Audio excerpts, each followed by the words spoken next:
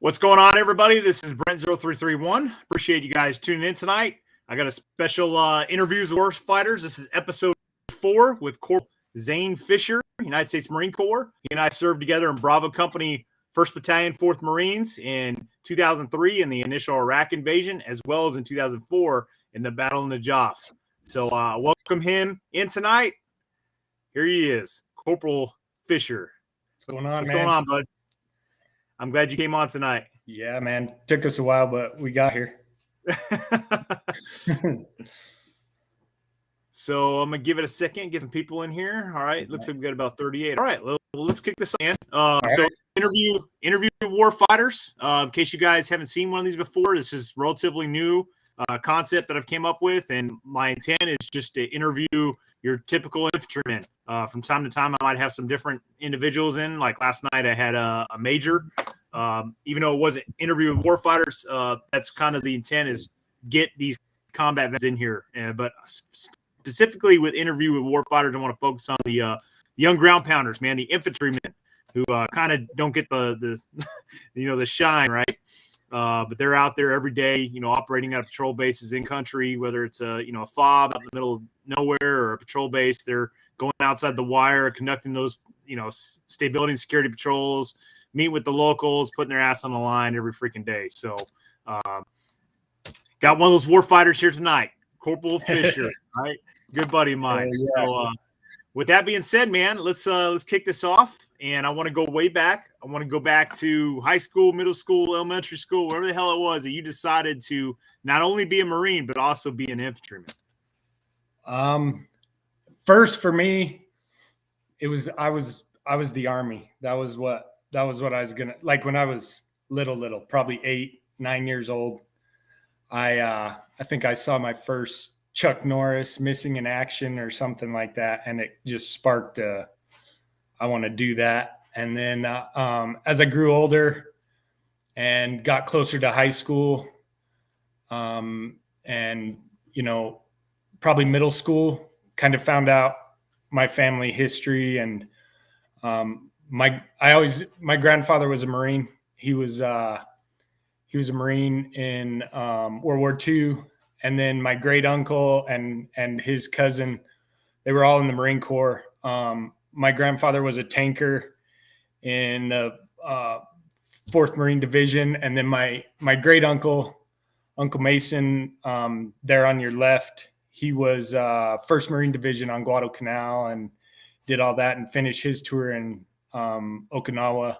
And then my grandpa went through Tarawa, through Iwo Jima, and then a little bit on Oki after the fighting. So I decided I wanted to be the guy on the ground, and I put in my stuff with the recruiter my freshman year, and he said, "Hey, you're a little early there, bro." And so I just kept in contact with that stuff. I always put my name up there. And then my junior year, the end of my junior year, May of 2021, I pre-enlisted and got in the delayed entry program. And then from there, spent that summer working, and then got back started my senior years when 9/11 happened. And for sure, thought I was going to Afghanistan. And when I heard it on the radio when I was coming to school, listening to Paul Harvey on the FM channel there, and he had announced that something had happened. And then once I got to school, it was on the TVs and everything was going down at that point. And it got a little real quick there. So yeah, I think that's it's important to note, and there's probably a lot of younger generations in here watching that we're probably too young when 9/11 happened, but it's like, man, where you were and what you were doing when that happened, I mean, is like ingrained in your memory. Like you can not get that. And and that was it just sticks with you. It's an important event in our young lives, and it just hit. I mean, you hear tales of Pearl Harbor and all that, but then when it happens real time, you kind of realize you're being attacked, and it, especially the MOS I was looking into, it kind of made me think about things a little more. So. All right, so let's fast forward, man. Get into Recruit Depot. Did you go San Diego or Parris Island? I was a Hollywood Marine, bro. San Diego. That's my grandfather and his brother went to San Diego too, so it was kind of a carrying on that tradition. Even though they were from Illinois, they went West Coast. So, yeah, bro, that was boot camp. Was everything I expected. I had been doing my research, so the yellow footprints, but as much research as you can do. Having a big scary man yell at your little punk ass is a little intimidating, and that first those first few like 4 or 5 days where you're not sleeping, you go in a building, it's daylight, you come out, it's nighttime, and you just all that. It was everything I expected and a little more. So it was. And I was in boot camp with all the hard chargers that would hit 1-4 as well. Like Ep was in my platoon, Stocking, Jenkins, all right? all those guys we went through boot camp together. And so when we hit the fleet, SOI, so we had some grunts in my platoon. Ep's a character, man. I need to get him on here. Yeah, bro, I love him. He's awesome. Good people. One thing about MCRD San Diego that a lot of people don't know that aren't Marines is it's literally co-located right next to the airport. So it's like as a young recruit, like you're literally getting tortured with freaking those birds coming in and out every single day, and you got to see that. Well, and then at night when you're sleeping or laying in your rack, you could see the fireworks going off at the baseball stadium. Yeah. And that was a little rough. And I come from a really small town. I think when I left home, our town's about 800 people. So there was a culture shock there too, like the just a whole bunch of different people in one place, where I come from small town Colorado, and that was cool. Did your drill instructors do this to you guys? Every time we were out in formation outside and a plane flew overhead, he would point at it, and like our whole platoon had to scream louder than the plane was. Yeah. Especially if they were given a hip pocket class or something, and they just point up, and you had to scream till your lungs bled, and because it's right there. That's right. What people don't like. The planes, especially when you're on the O course or something, the planes come right in, and there you are. So let's fast forward, man. Crucible, you're getting your Eagle Globe and Anchor. How'd that feel?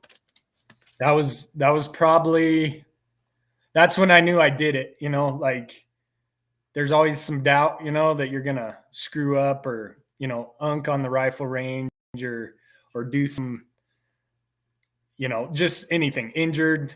Recycling was that would have been the worst thing ever, I think. That was a big fear. Because you saw people get dropped, for sprained ankles or anything, or getting sick, even pneumonia. Yeah, good dudes too. Not like, I mean, there were obviously malingerers out there, but there's like good recruits that would get dropped, for med holes and stuff. And it's like you want to get out of there as quick as possible, like that. Yeah, you want to, because that environment is so stressful, and it's 3 months. You want to get pop smoke as soon as you're able to, and anything to hinder that is just a motivator killer. And I mean, we had one guy though. And I'm sure this is probably in every platoon. he wanted out so bad he just punched the drill instructor. He wasn't a very up to par dude anyway. He was a fat body and just didn't put out. So he was so there's that stuff. But yeah, when you climb the Reaper, bro, and you get up on top and it's you see the ocean and you're going to go back for your warrior's breakfast and just murder your guts. It's pretty awesome. And that was probably one of the proudest moments of my life. Besides being a father and some of that, but for those of you that don't know, the Reaper is a big mountain, and it's like the last thing you do in the Crucible before you not before you graduate, but before you get your Eagle Globe and Anchor. You essentially go on a hike, and you hike to the top of this big ass mountain, and then you're overlooking everything, and then that's where they hold the Eagle Globe and Anchor ceremony. Yeah, and it's cool. It's cool up there. At the time, what, you're up something like 52 hours or something crazy by the end, or you're going for 52 hours. And then when that's the biggest mountain hill with that much weight that you have a canvas shelter half and all that stupid shit. And then just heavy, dude. And yeah. And you've got that stuff. And then when you hit the fleet, then you realize that wasn't a very tall mountain, and you a short hump. yeah. We'll get there. Yeah. Let's reorient here. So graduate from crew training, man. You go to the School of Infantry, I assume at Camp Pendleton, right? Yeah, I was in your class. Were you? Yeah, Charlie Company. Yeah, bro. Awesome. Yeah. I'm literally looking at our big class photo, man. So yeah, I got mine right here. I was looking at today, just trying to remember all the names of everybody, and like there's a lot of Charlie Company guys in there too, and like Foils and De La Cruz and all those dudes. Their names just came back looking at those pictures, and that's awesome. And yeah, I was Charlie 0311 Rifleman. Were you happy about that? Yeah, that's what I wanted, bro. That was I wanted to be the trigger puller. I wanted to be I didn't know anything about a mortar man or an assault man. I knew what a machine gunner was, but I didn't know, I wanted to be the guy in my mind in the jungle of Vietnam with a M16 shooting. That's what, when I was a little kid, that's what we played out in the woods, and we'd Vietnam guys were my heroes, and so that's what that's what I wanted to be. And so and my 145-pound ass wasn't carrying a Ma Deuce up anything. So No, I told this story, so I apologize if you guys are hearing this again, but I told the story with Friedman because at the very end, after they issued out our MOSs, we were in the squad bay, and they're like, is anybody in here unhappy with their MOS, right? And I raised my hand, and because I was a machine gunner, right? They gave me the MOS 0331 machine gunner, and I wanted to be an 0311, right? For the same reasons you did, right? So I stand up, and it was Gunnery Sergeant, was it Bentley, I think? Gunny Bentley or something like that. But he's like, so why are you unhappy? And I'm like, I want to be an 11, Gunnery Sergeant. And he's like, why is that? And I'm like, I want to locate, close with, destroy the enemy with fire maneuver. I'm giving the Marine Rifle Squad. And he's like, well, tough shit. You're a machine gunner. Sit the fuck down. That was it. That was the end of that. Yeah, bro. He was, I remember he was that big black dude, right? He was huge. No, actually, he's quite the opposite. He was kind of a skinnier white guy. That must have been our first sergeant or something. I can't remember. Probably. It's all. I remember he was, dude. And there were guys and that's when people go do the recon doc and all that, after you get into your rifle platoons or your MOS sections, I guess, or whatever you want to call them.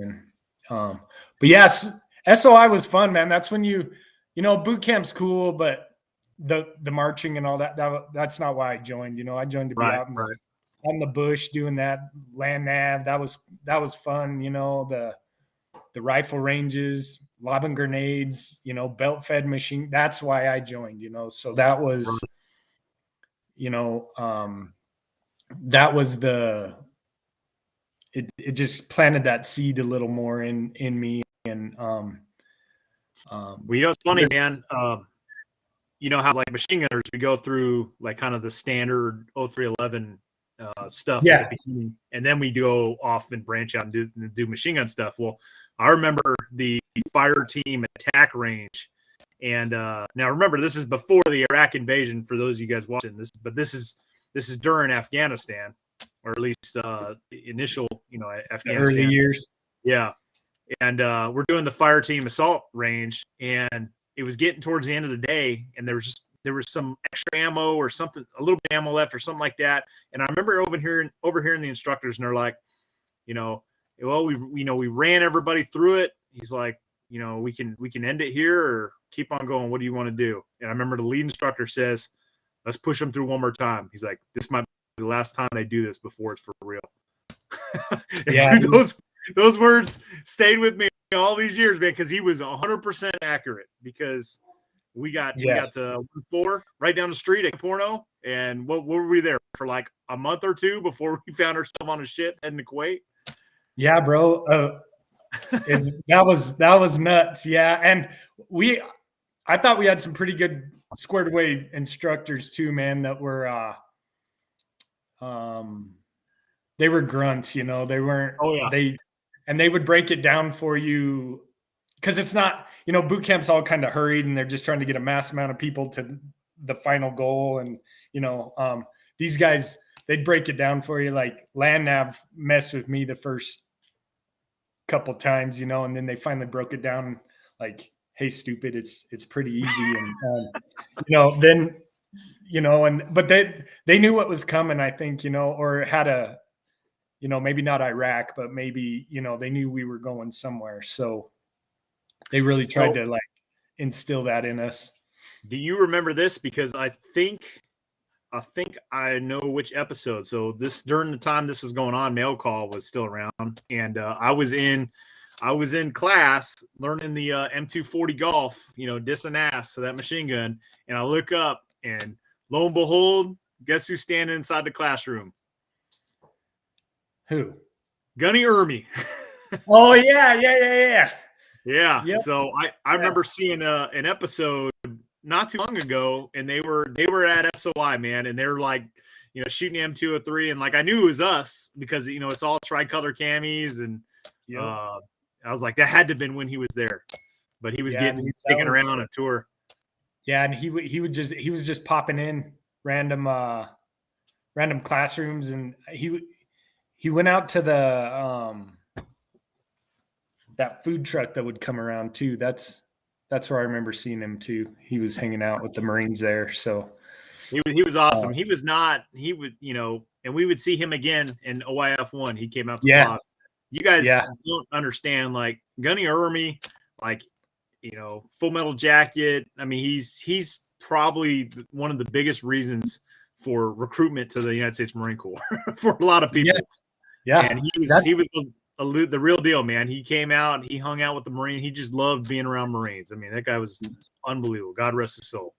Yeah, man. And his role in Full Metal Jacket is just, that's iconic. And he was, they couldn't have got a better person to play that role. So, but yeah, man, SOI was learning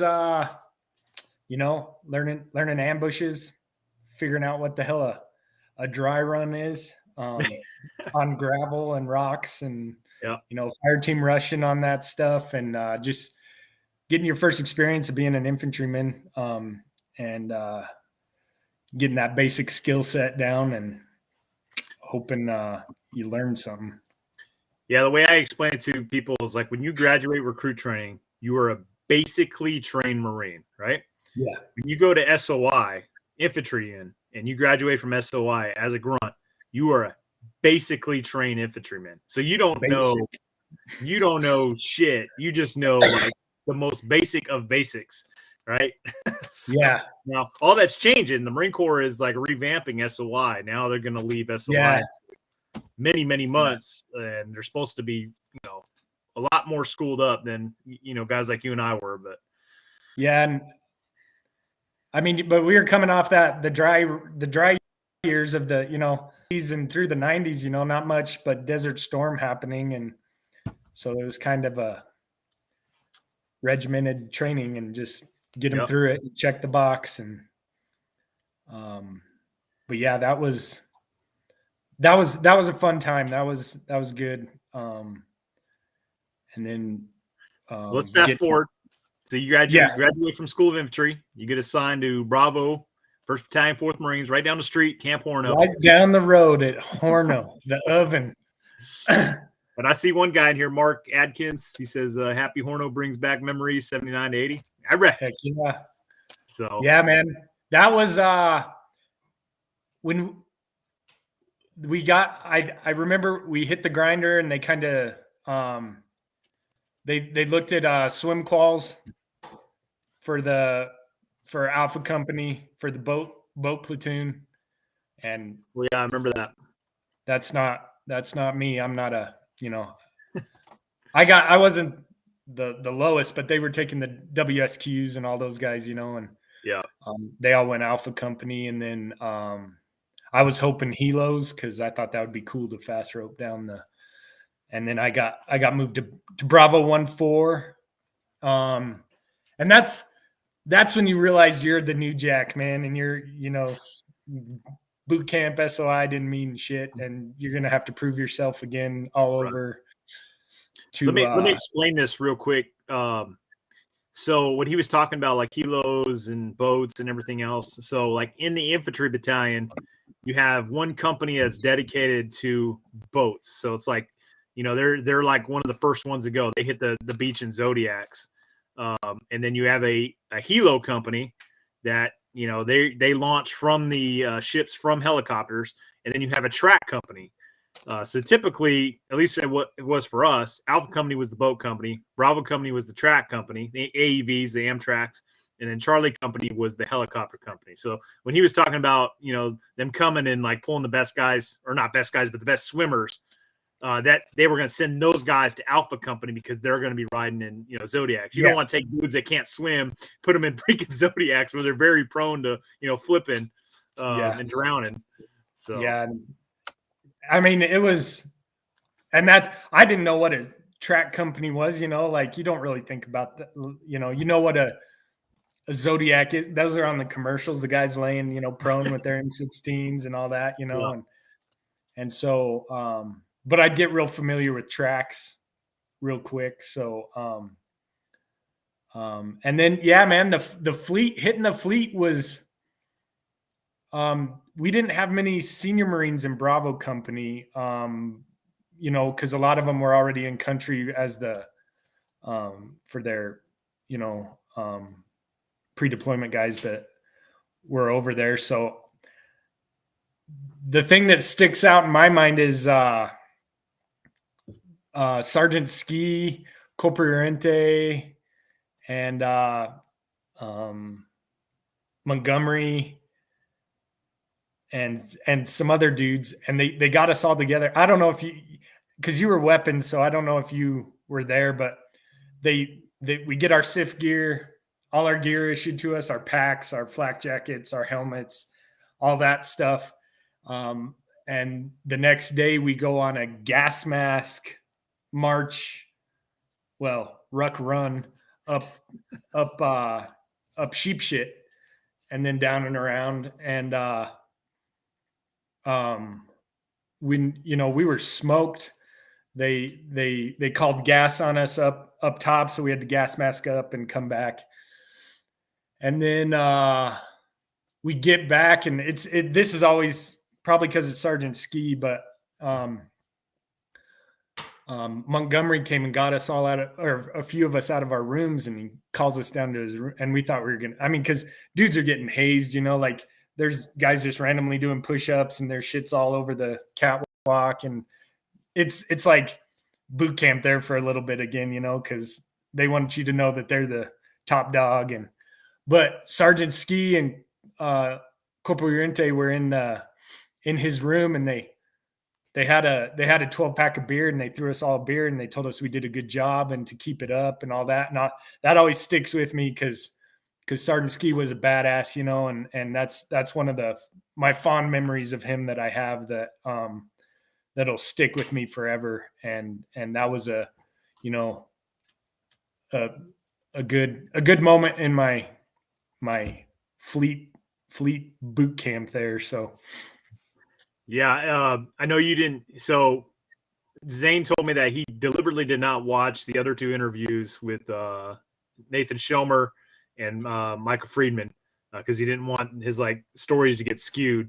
But we talked pretty at length about Ski with Schomer because even though we were weapons platoon, he had a big impact on us as well. And, I think he did everybody, man. Yeah, he was just a good dude. Yeah. So, and we'll I'm sure of it. We'll talk more about him here in a little while once we get to OIF 1. But yeah. And like I said, with the Schomer interview, Zane's absolutely correct. We did not have very many NCOs. Literally, squad leaders were lance corporals. And that would ultimately come back to bite us in the ass, leadership wise. And that's probably the reason that guys like you and I were hazed so much as young Marines. Is because you had that, very junior leadership and not a bunch of seasoned non-commissioned officers. We were kind of senior lance corporals. Yeah, dude, and that's, you had senior lance corporals that picked up lance corporal in boot camp when we went to boot camp. Like they were your team leader, like McPherson. He was just a few months ahead of us. He dropped. He was a med drop from recon, So, but yeah, we had nothing. We had very few NCOs, like maybe a handful of sergeants, and then senior lances, a few of them, and that was we butted heads later with that stuff, I think. So, just trying to reprove ourselves there, to the senior enlisted.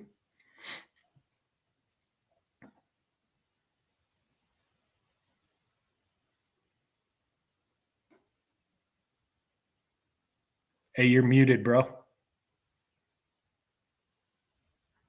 Oh, sorry about that. I was looking for a picture of Sgt Ski. But let's fast forward. So we get the word we're deploying. We're going over to Kuwait. There's a possibility of combat operations and a war starting in Iraq.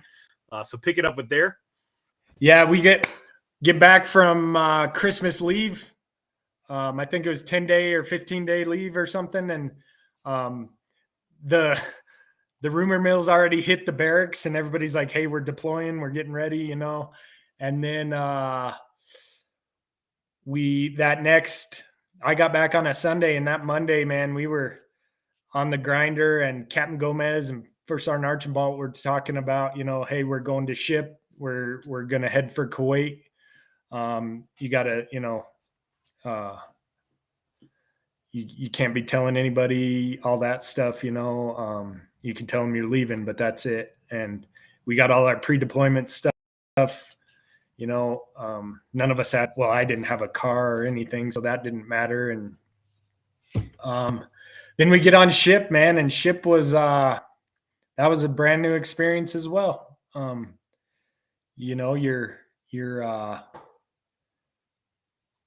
They shove you down in the bottom of a boat, and you PT on the flight deck, which is some rough ass asphalt, and it's that was a good experience. I we got to man the rails leaving San Diego, and that's when it really started to sink in that we were headed out somewhere to do something. And it wasn't just because they explain you do a 6-month workup and then you do a 6-month deployment. on a Mew, and you go around all these cool ports and see pretty ladies and drink beer and do that cool stuff. And I realized that that's not what we were doing. We were full steam ahead going to the Gulf, and we had 31 days to figure it out and train. I mean, I'm pretty sure that's the first time I really used NVGs and a PEC-2. And I was, that was on ship. Yeah, man. Cause I remember clearing, we would at night when all the sailors were asleep, we would clear up to the bridge, and we would, you have your 7 Bravos on, and that was a new experience to, cause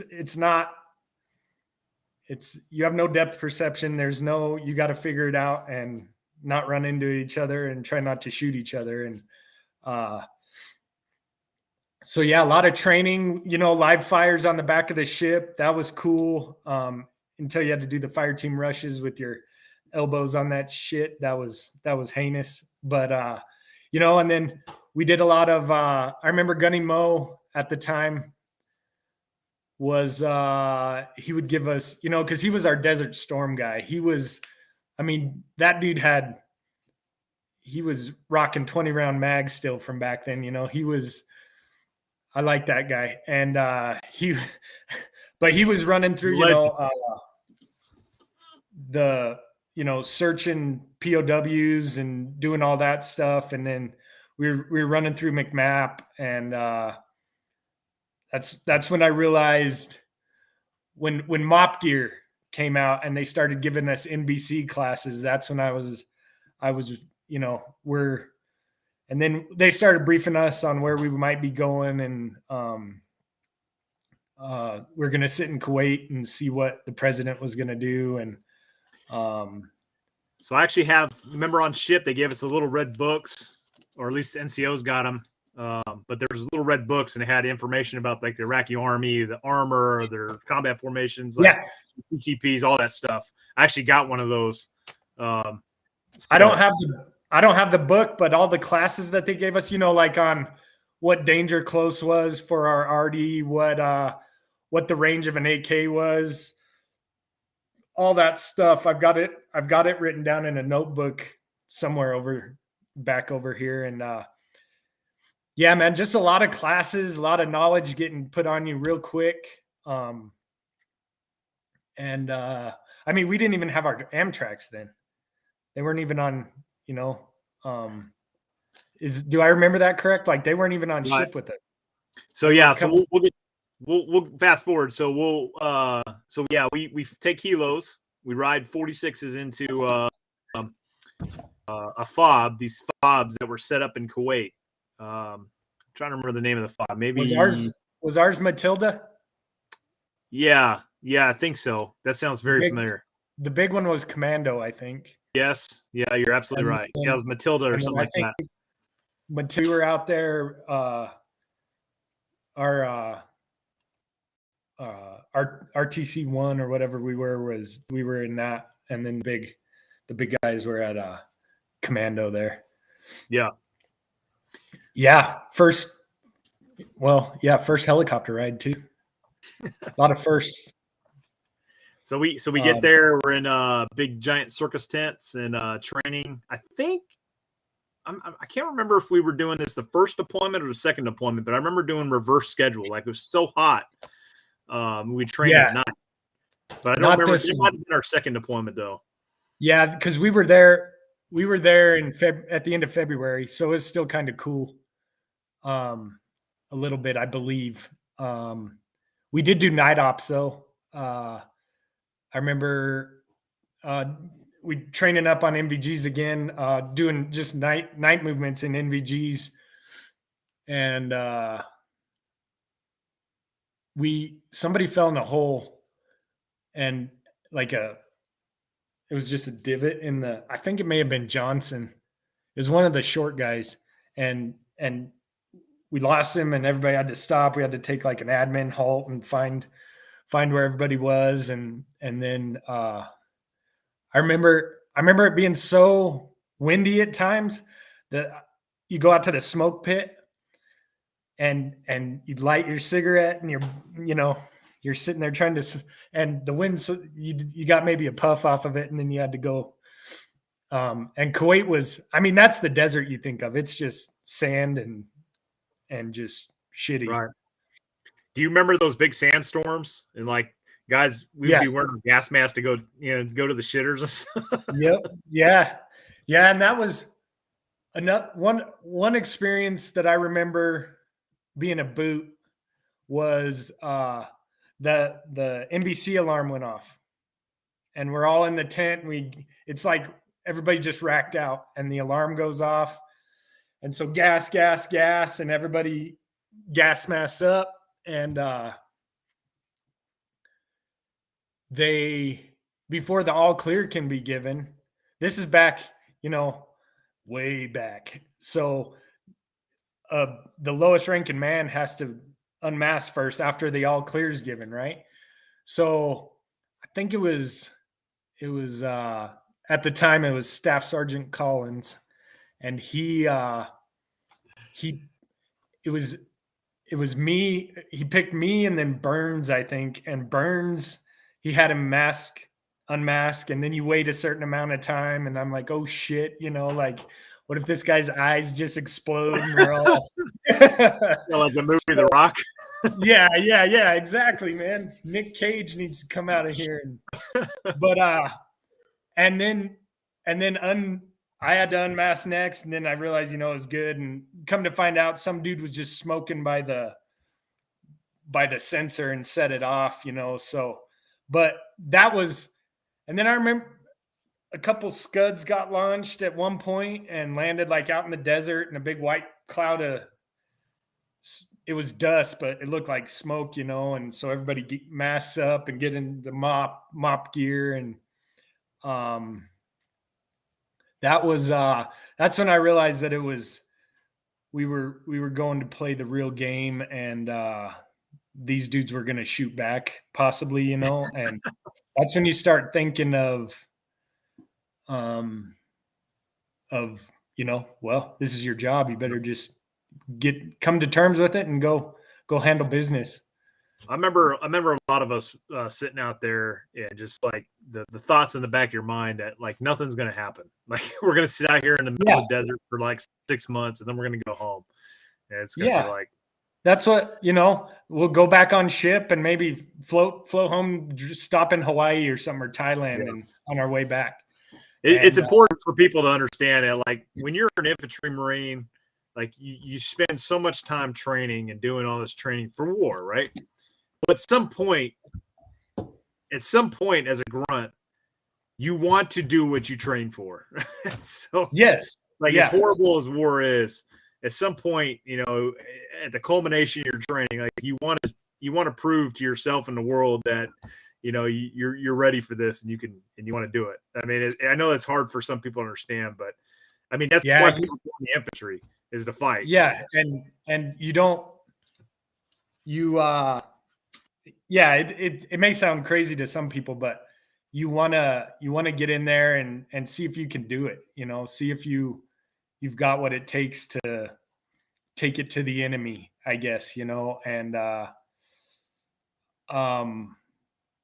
and I mean you just got to roll with it. And then I remember we got word that we were going to cross the LOD, the line of departure, and our Amtraks weren't going to meet up with us. And so we started sandbagging 7 tons, sandbagging the walls, the floors, everything, that just so you could have a rest to shoot off of.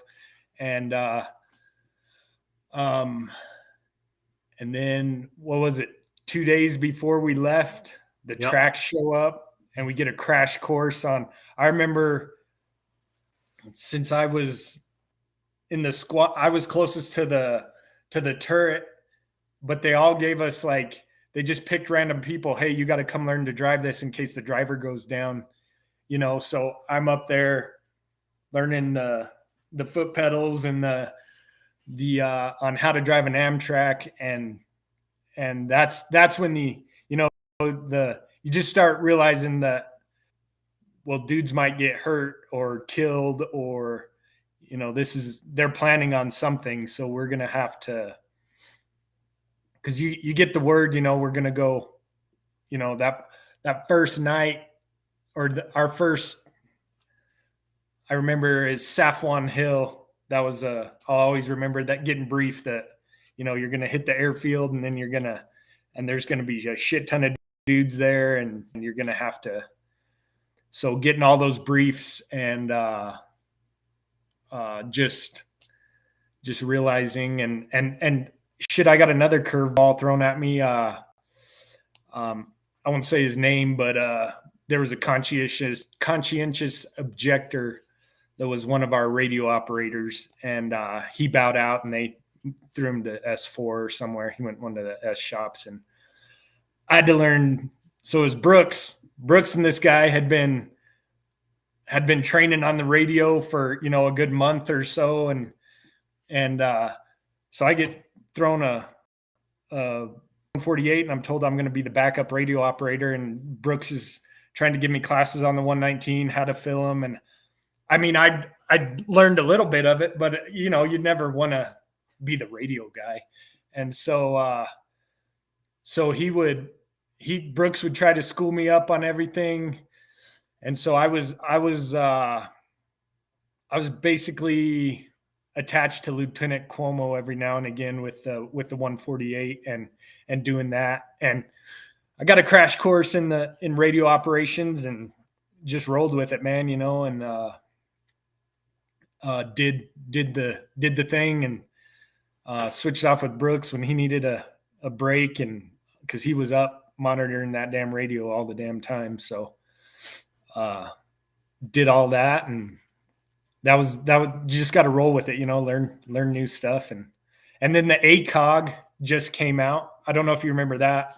So team leaders were the designated marksmen, just because we didn't know, it's a new cool scope. Everybody else had a carrying handle with irons, and that's how we rolled. And so I got thrown the 203 radio operator. And I carried 203 till the end of my career. And I didn't those guys that got ACOGs, didn't they get the new at time M16 A4? A4s. Yeah, dude. Everyone's like, oh man, look at that sweet ass rifle. Yeah. It's got rails. Yeah, it's got rails. Yeah, dude. I had an A2, I think, from the 80s, because it was about like all the bluing was gone on the barrel. And yeah, 100%. Dude. Somebody took a bore brush to it, and it was gone. So yeah, if you guys don't know, man, those A2s, I mean, the A4s look like them after a while too, but it's like, you're constantly doing weapons maintenance in the Marine Corps, and it's like after a point, like there's no bluing left, like the rifles are pretty much over. yeah, it's and the heat shield up top on the 203 looks like Arnie's in Predator, like it's got the Swiss cheese, and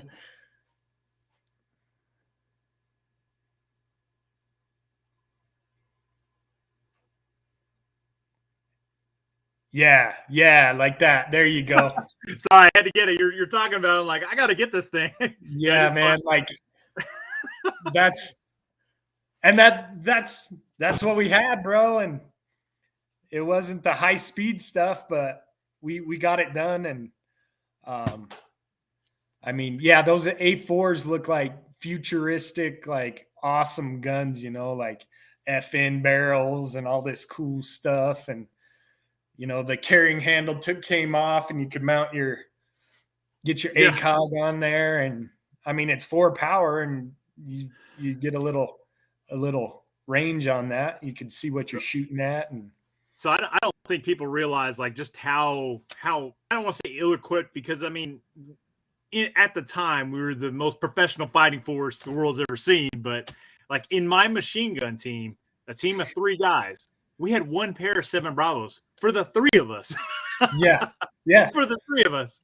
I mean, well, that brings up another point. we didn't have enough sappy plates, bro. Yeah. So I had to give up my back sappy plate to a squad member of mine, so he would have frontal protection at least, because he didn't have anything. We weren't ready to go, but we had to go, and we got a lot. We did a lot with a very little, and we pushed the envelope as far as like, I think anyway, chow, sleep. We got very little sleep. You had to hand your optics over to your buddy when you were standing fire watch in your fighting hole, and just that.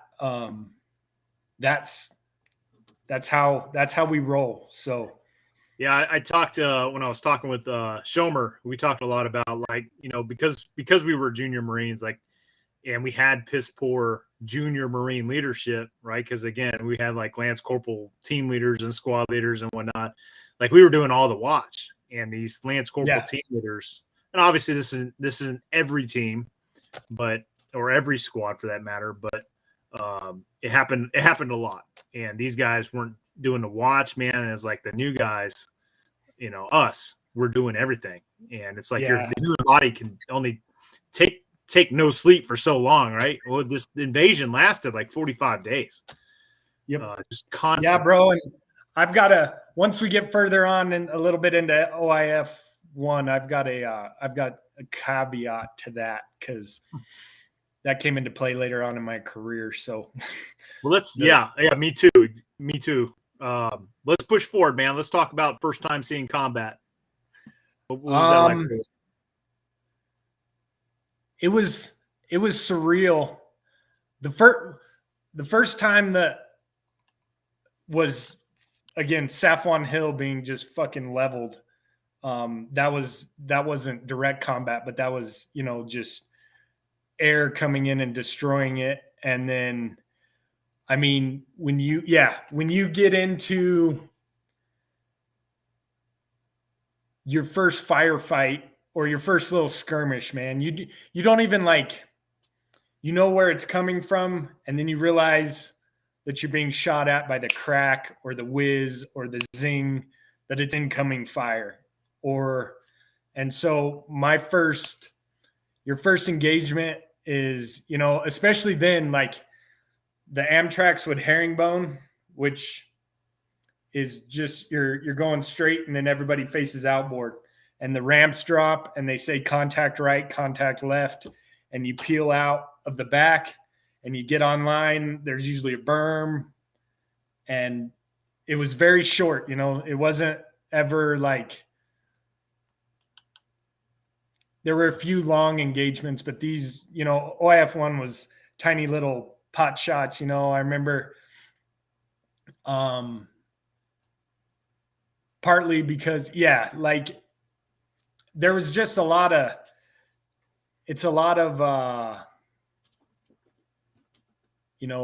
fog of war shit that you get into. You're so tired, you're so sleepy, and then that adrenaline dump when they say, hey, we're taking fire from a building or whatever, and you got to get out, and they shoved us in there like sardines, man. Like, it's for a squad, but then we were in those Amtracs with squad plus attachments plus the radio operators plus all your food, your ammo. And that's when you realize that, it's you're getting into real stuff, and you grow up quick. I remember we had to grow up real quick. There was no, nighttime was rough, like digging a fighting hole. A lot of people don't know what that's like. Oh no. Oh no. Like, and it would rain on us. The sandstorms were like shit. You couldn't see 5 feet away from you at sometimes. And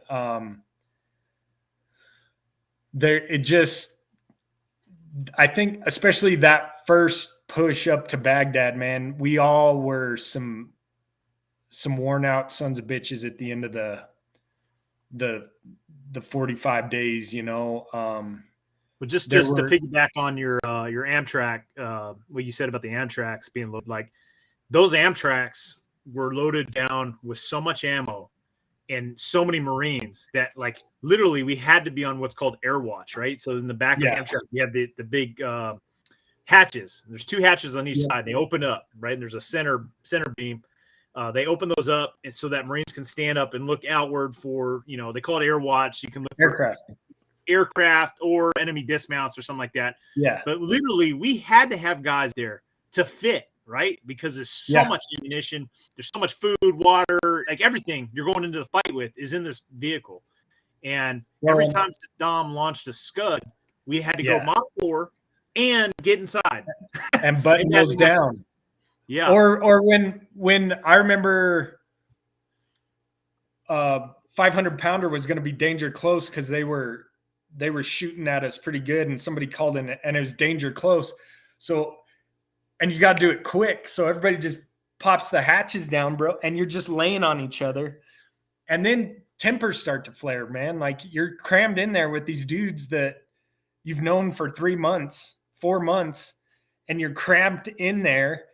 And yeah, so I would volunteer all the time for air watch, because then your buddy to the back of you could lean up and you had more room than being down in the hole. Cause it was brutal. And that engine is right there and you're hot and you're just, everybody's irritated and exhaust. Yeah. Exhaust. Nate and I would do that, man. We'd lean up against each other back to back. Yeah. Me and Brent Humphrey we'd lay back to back on that.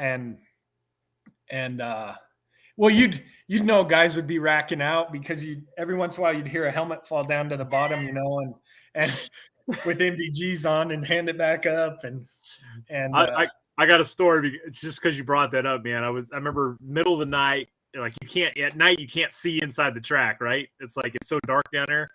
I had I think it was like a 50 round teaser belt draped over my neck. And this was in addition to what I had on the 240. And at some point, maybe I fell asleep, I don't remember, but the teaser belt slid off from one side and went straight down in the track.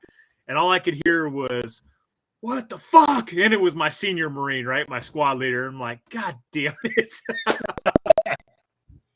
Yeah. So, yeah, dude, it was a lot of the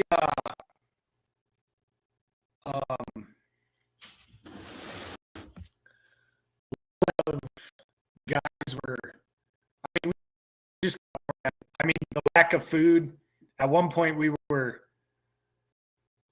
into 6-man teams, and then when we would one MRE per day per 6 dudes, and you'd split it up with each other. And a lot of people don't believe me when I say that, but that's how bad it got there for a while. And I mean, we had humanitarian cases in our track, and we couldn't eat them because we were giving them to the locals that, you know, were in need of food, and we'd throw those boxes out. And we were, I mean, I went, that deployment started out at 150. And when I got back to Horno, I was 132, man. Yeah. I remember those big yellow, I remember those big yellow humanitarian MREs, and we didn't even know about those until we got to the outskirts of Baghdad. Yeah, and exactly. Remember we took off our mop suits and we put the tricolored camis on. I guess the call was made like, hey, if Saddam hasn't used, you know, chemical weapons by now, he's not going to. So we finally got to take those things off. And I remember seeing those big yellow, you know, busting at the seams humanitarian MREs, and we're like, what the fuck are those? And with like Pop-Tarts and stuff in there, like double of everything. And we were like, what the hell? Oh my God, those were amazing, man. We're like, it was like, I equate it to that Dumb and Dumber moment, right? It's like Harry's on the back freezing. He's got no gloves. And you know, and he's like, oh, you want these extra pair of gloves? Like, you had these the whole time. Yeah, bro. That was, the whole thing until we got, I mean, mop suits, all that, like my feet were falling apart inside my boot. I change my socks every like week, and you're just changing into dirty socks that you had that dried out. And there's a lot of factors in that whole, like we could probably spend a whole 4 hours just talking about that. But I remember, I mean, I was on a LPOP in front of the lines at one point with a claymore.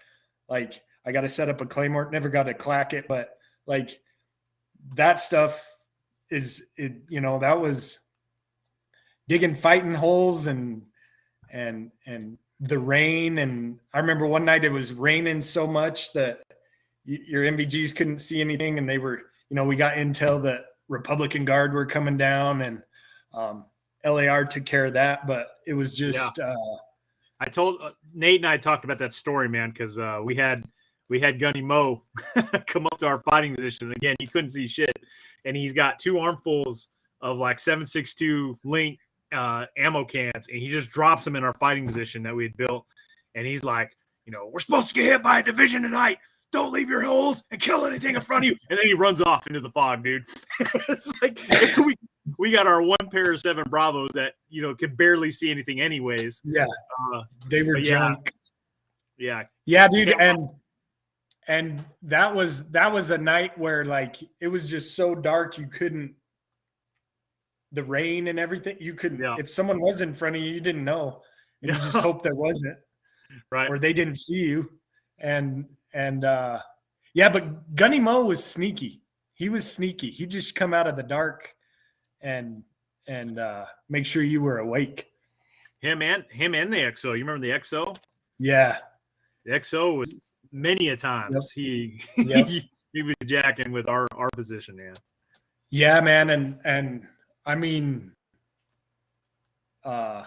just one story that I remember that I like our platoon sergeant, first platoon's platoon sergeant, and our Lieutenant Cuomo, and Staff Sergeant Collins. And I was in Lieutenant Cuomo's fighting hole one night, and we had to just get up. Some nights they'd wake you up and you just had to mount up and go, and he had taken the radio from me. Right. Well, he left it in the hole, and Staff Sergeant Collins found it, and he starts just chewing into my ass because you don't want to leave the radio. And Lieutenant Cuomo owned it. He said, I left it, it was me, and that's the kind of leadership that, I like that we had, like Gibson and Peters, right, and Taylor and all those guys that were a little more salty, that they were good field Marines, maybe not so much in the rear, but we had some, first platoon had some good dudes that, Randall, I mean, shit, he'd been busted down twice, but he was a good dude, like little DUI and some stuff, but he kicked ass in the field. And I agree, man. I think we had a lot of good. I mean, we had amazing staff NCOs and officers, and then we had just enough NCOs that I think made up the difference for the piss poor juniors that led. Yeah. So. Yeah, and good stuff like that happened, and you start building that brotherhood when you're in like that, and you all start, you either work together and succeed, or you're gonna fail. And you remember this? Go. The river crossing. Yep. Yes. Yala. That's probably that is the first time I ever splashed in a track. Because that bridge wouldn't hold us up, right? No, I don't. Well, I want to say another Marine unit was using that bridge, so salted through the river. But my fondest memory of doing this was seeing a couple packs come off and start floating down the river. Yeah, and some of those tracks were so heavy, dude, that the water almost was to come over the sides and sink those suckers. Yeah. Yeah, it's nuts. So, okay, so you remember shortly after we went through this river here, Yeah. and we were on the other side. We went through a little town. I remember because the tracks were like knocking over some of the walls. As soon as we went through that town, we were going down this road, and there was a big tree line, and inside that tree line was enemy armor, BMPs, like T-55s, and I remember there was a Cobra. Yeah, there was a Cobra overhead, and I guess the Cobra didn't see him or whatever, but the Cobra wasn't doing any airstrikes, at least not that I can remember, but I remember the trackers yelling at because I was on Airwatch, and they're like, BMP's in the tree line, and like I knew what a BMP was because I was a military nerd, in high school. And that track, man, that ramp dropped. Dude, we got out, got online. We started, laying waste into that tree line. SMAs are shooting in there. Yep. And that's when we assaulted into those, right? Yes. Yeah, all the way. Yeah. And I've got I don't know if you remember this. Because I think you were attached to my squad, or I think, I don't know. I don't remember. But there was a dude in the tank shooting at us.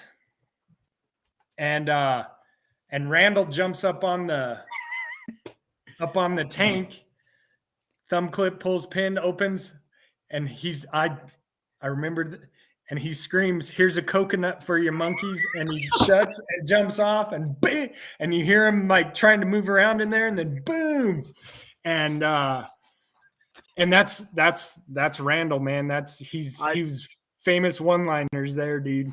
So I told that story when it was either Nate or Friedman, but I could not remember who it was. But I'm glad you brought that up. Yeah, Stephen Randall, bro. He's he was good people. And I don't know, there may have not been anybody in there. Like the grenade could have just been, but it sounded like dudes were moving, and because we were getting shot at from one of the tanks, and it could have just been pot shots and then left. But I mean, that's pretty Arnold Schwarzenegger of him, Oh yeah. Well, I remember there was a force there, because I remember there was like a little campfire, and I saw like a pot of like rice or something cooking. Like they were just there, man. They must have saw our column coming down the road, and like the vast majority of them just said, "Fuck this, I ain't staying." Yeah, I think that was a lot of it. Once they engaged, they'd peel out and then throw their weapons, and then we'd let them pass as civilians, once they got their clothes on. So, yeah. And then, and then when we hit Saddam City there on the river, that was a little hairy there, because they had bunkers across the river shooting back, and the Cobras doing gun runs. Yeah. And that's where we lost Garza. And we got some friendly arty on that, I think, right? Yeah, I think so. I remember it was, we got incoming. I remember incoming. Yeah. And I remember them saying incoming, and I was in a hole with Johnson at the time. So me and Eric jump in, and I remember looking up. And do you remember our toilet was a old ammo crate, like the wooden ones? Yeah. Isomat on the top.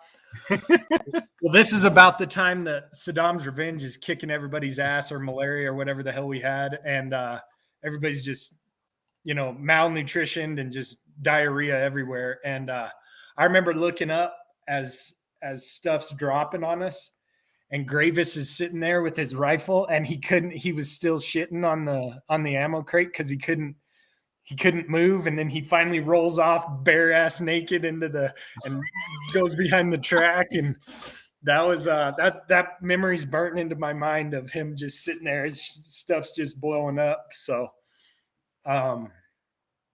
yeah, that was a good one. And that's when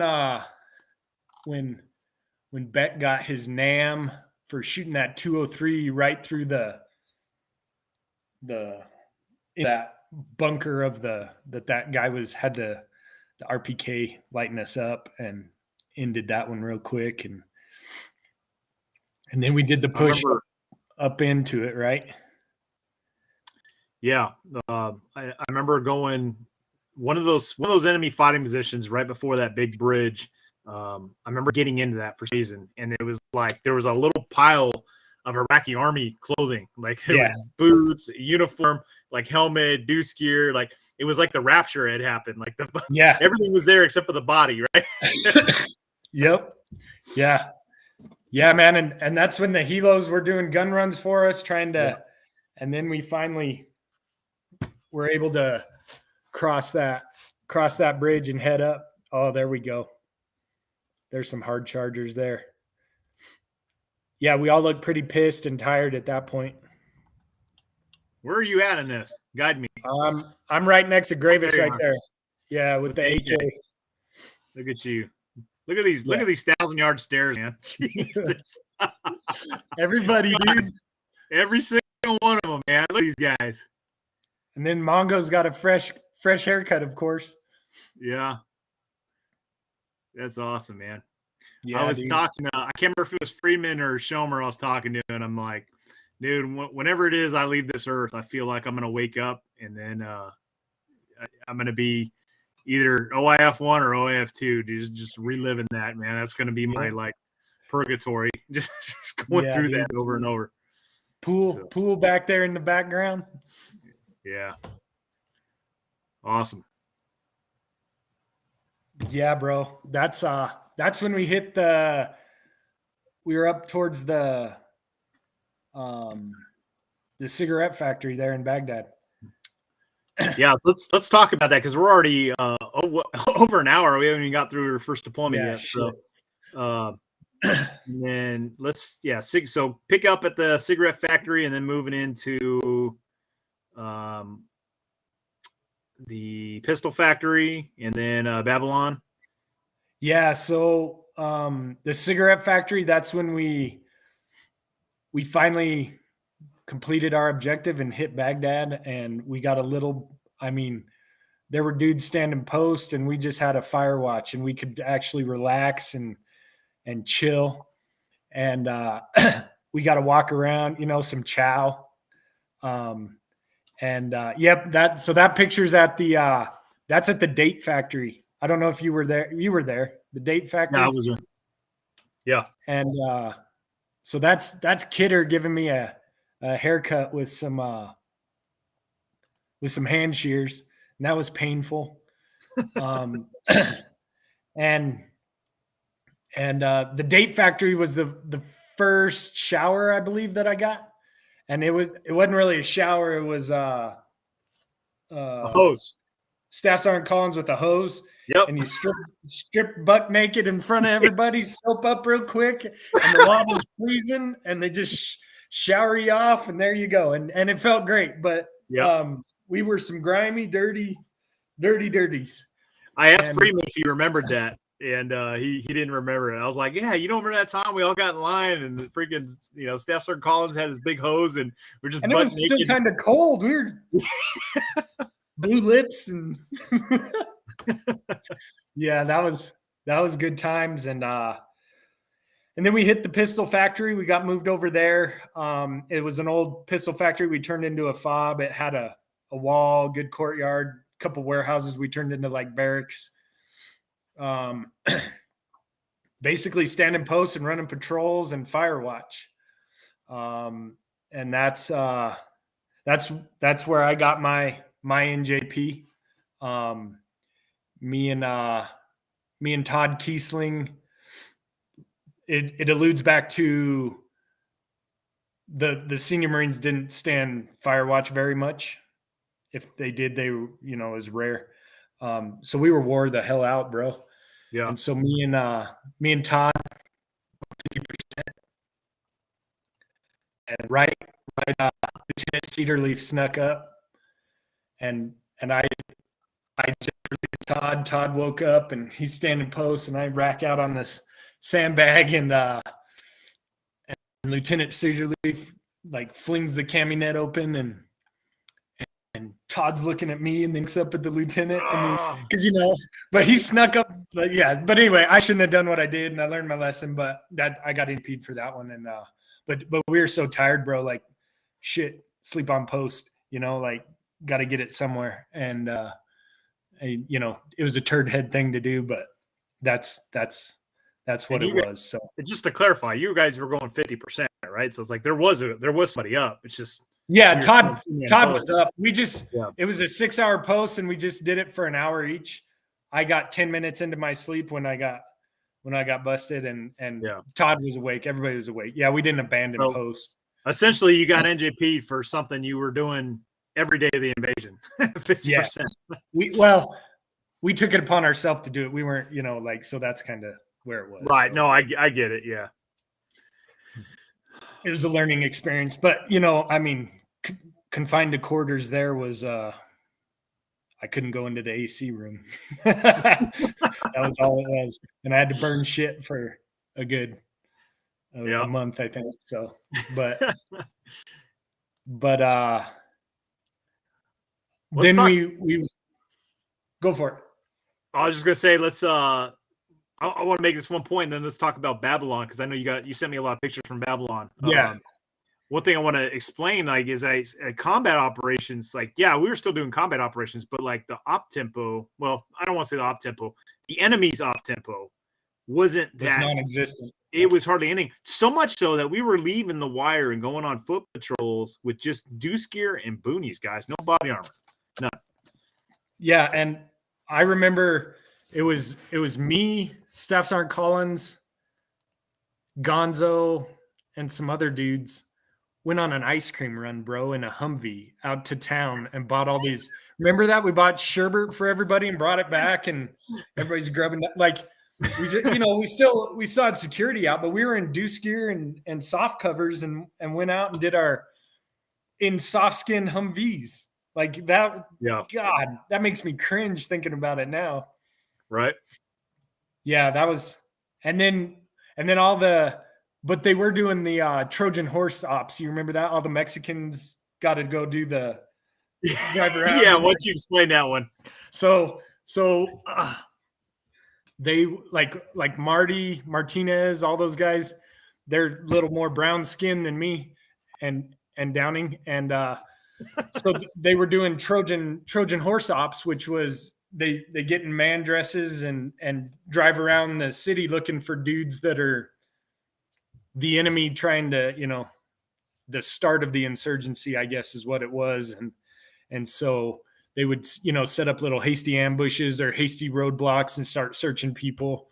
And that would have been a cool op to do. But yeah, they'd take the orange and white taxis around and drive around and, with M16s and a saw in the trunk, I think, or something, and go do some low pro.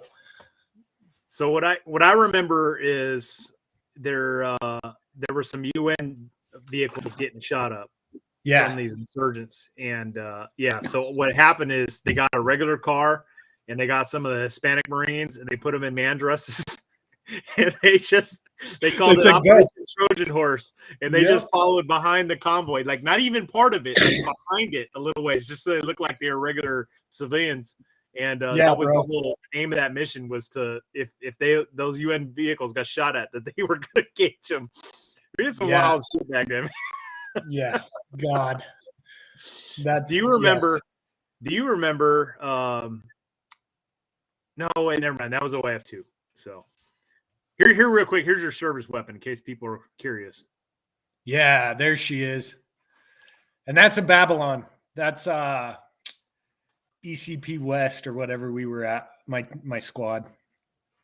And those 17s, man, with the day lens on, it was a pretty functional red dot, actually. So I know it's huge, but it worked pretty damn good. That's awesome. Yeah. All right, so let's talk about Babylon, man. So go ahead. That was regimental headquarters, right? Yeah. Army units, everybody, and so we got tasked with standing guard there. And I'm pretty sure I was, and that's so Saddam's palace is there, and he built it up on a big hill so he could be higher than Babylon and all that. The Babylonian ruins are there. And I took this picture I got pulled to go. I didn't know for what at the time, but they said I had to go report up here, and they brought me up to a room up in the palace, and these 2 CIA dudes and 2 Army dudes were in the room, and they had a tape recorder on the table, and they just hit record, and they just started asking about, yeah, there we go. There's Harmon and the castle up top. And those CIA dudes just started asking about combat ops and what we saw and what we did and how many rounds we think we fired and all this stuff. And then I got, had to go back and stand post. And that was after 45 days of shit living conditions, that was pretty nice, roof over your head, away from the command. We had our, your squad leader and your SOG, and then a team leader was the COG, and then we just rotated posts, and you had like a whole day off. Yeah. There's me and Esquivel and Jack. And we were that was the post down by the river. And that was a pretty chill post there by Saddam's dock, and getting a whale call there. And yeah, man, that was just a chill post. Like I said, there's no there's not much going on. Like you said, the enemy's tempo they were done. They were waiting for us to leave to take over or whatever they were doing. There was not much going on. We did have one major incident at Babylon. So I swear to God, that place was cursed. But right before this, maybe it was after, I can't remember, but there were two incidents happening. One, I remember a sniper blew his fingers off because he was trying to take an anti-aircraft round apart, an Iraqi anti-aircraft round. And then another incident, a CH-46 clipped some power lines and nosedived into a river, the river that was right next to run through that regimental headquarters that we were providing force protection for. And we were on react, so we rolled out there. Well, the stellar sergeant that we were talking about earlier, I'm about to pull his picture up. He was one of the first ones on scene. I was on post when that helo went down. I saw it go down, and then I mean, I didn't know what was going on. Didn't know who was doing what, then you just hear that, we lost somebody drowned in the river, and then come to find out it's, Sgt Ski. He's just a Marine's Marine, man. I mean, look at the, smoking a cigarette and mop gear with a EGA tattooed on his chest. He was a bad dude. He was a great leader and very selfless by his actions, jumping in that river and that current and trying to get those guys out and giving his life for Marines he didn't even know, trying to get them out of there. And here's something else, man. I know you didn't watch the Friedman one.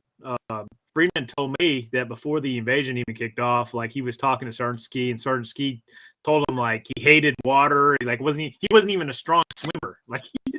He wasn't even a swimmer, but yet he still jumped into a freaking river to try to save those pilots and crew of that 46. Yeah, I mean, you don't get much more. That's the ultimate right there, man. The ultimate, laying down your life for your fellow man, and that was a hard one, especially for, I think it was 3rd platoon, right, or 2nd platoon, and I mean, shit, Wisconsin boy, yeah. Oh, he was awesome. Yep, that was a hard one. Sgt Ski, aka Sgt Ski. So freaking hero. Question. Yeah. Yep. Yeah, and that was the 2 major incidents at Babylon, and it was all, one was negligence, and then one was just a freak accident, really, clipping that wire and heading down. Yeah, and that was it. Yeah, that's back at the pistol factory. That's me loaded to bear. But that's how we stood post too. No flak jacket, boonie, and deuce gear, and you didn't even take your own weapon up. There were post weapons. So Oh yeah, I remember that. remember that? Like, yeah. And that was I think that was up at the UN compound. And we were posting and relieving, and you as a grunt you start to get bored. That's one way to put it.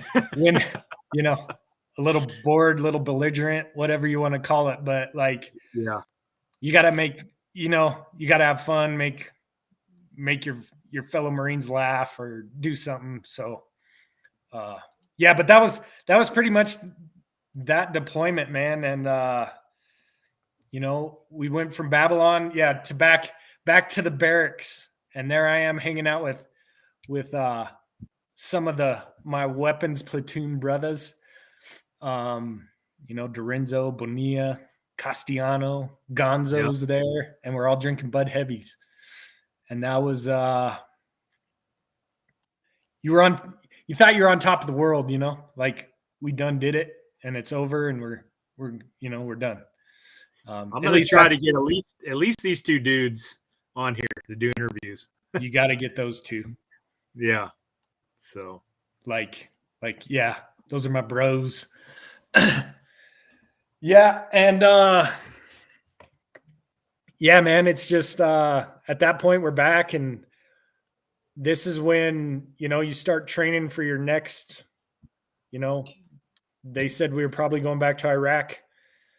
And I mean, at that point we were patrolling in deuce gear. So we were like, oh great. Another, that's how I thought, like, oh, let's go to Afghanistan. Let's go get into something. And then, you start your next training cycle, whatever you want to call it. Your senior Marines are all EASing, so you're taking the reins. That's when I became a team leader. That's Hawaii. That's going over to Hawaii. There's Paul Levy there. Big Stu, Orpeza, Lieutenant Lewis, Staff Sergeant Willis. And you just start taking over and learning the team leader role, getting your new Marines in, because now you're a salty Lance Corporal. And so in case you guys didn't catch this, if you guys are big gun people, you probably recognize Levy. He's a head honcho at Brownells. So there he is right there. And he stayed at my house this summer and drank my beer too. So is that right? But yeah, dude. Yeah. So that's where we got into, and we started, gearing up. We had our Marine Corps ball. That was the only one I ever went to, in Vegas. Got a little white girl wasted on that one. And, that was a good time. We all, you come together as a big family then, and everybody's decked out in their blues and doing their thing. And then, we get back on it, and this is the training cycle. There's me and Brooks, sitting in the ambush, getting ready to go. Just, you don't ever, your command, make sure you keep training, keep going. You keep doing the infantry stuff, keep going. And me and Schomer, look at that clean machine gunner. And, and so, we just start doing workup stuff. You go to Mountain Town, do the urban warfare, simunitions, start clearing houses. And then, the intel starts coming in of they're fighting back. They're doing their things. Yeah, gas mask, ruck, marches, runs. And you just starting to get ready for the next one, and you realize you're going back over, and if you're watching the news, stuff's popping off now. And we didn't even know what an IED was. No, I don't think I learned what one was until like on ship when we were doing team leader, squad leader briefs, and yeah, so we get back on ship, and there's your coffin rack. And that's your home for a month till you hit the Gulf. And I mean, we stopped in Hawaii this time, and we did a little, it was more for some R&R before we went over, I think, but we did a little jungle training there, which was cool, and did a little assault course, and then we got some I think, what was it, 36 hours of libo or whatever, we went out and got a hotel. I got some ink, and then got back on ship and just started steaming across, and training started again, a little different this time, because kind of knew what we thought we knew what we were doing. And then we hit Kuwait, and that's the Amtrackers, shooting their 50s and getting stuff dialed in as well. And then we're in Kuwait for a few weeks, and then we fly up, what was it, Diwania that we fly to? Oh, I don't recall, man. Maybe. And then from there went to FOB Hotel and started relieving the Army unit and the Colombians, and then took that over. And then we found out, that's when we got tasked with the governor's compound and providing security for him, because they were trying to, take him out. And so we were his compound, and then we were in an old, what was that called, the agriculture building, the ag building. It was an old office building, and we kind of took that over as our that way we were there as a platoon was there, a platoon reinforced there as a QRF in case. So pretty much the company was split. Like you had half of them at the government compound, and the other half was at FOB Hotel as like a quick reaction force. Yeah, QRF, a little downtime, some training, doing some, they would do the hot chow runs to the ag building and just tasked with different things. And then, you start getting briefed on what's going on, and there's a no-go zone there's pretty much a line drawn in the sand that, you stay on this side, the Mahdi militia stays on their side with Sauter and his goons. And we do the patrols, cat platoons doing their, weapons companies getting theirs, and Lieutenant Borneo and those boys, Jack and Friedman and Johnson, Kidder, all my first platoon guys that split us up, they went there and they did good stuff there. So I'm gonna expound on this a little bit, just in case somebody didn't see the interview with the other guys. Okay. So what he's talking about is we did a rip with the Army. I don't remember what battalion is. It might have been 7th Cavalry or something like that. But when we got there, they pretty much told us hey, there's the Najaf Cemetery, which I'm about to put up.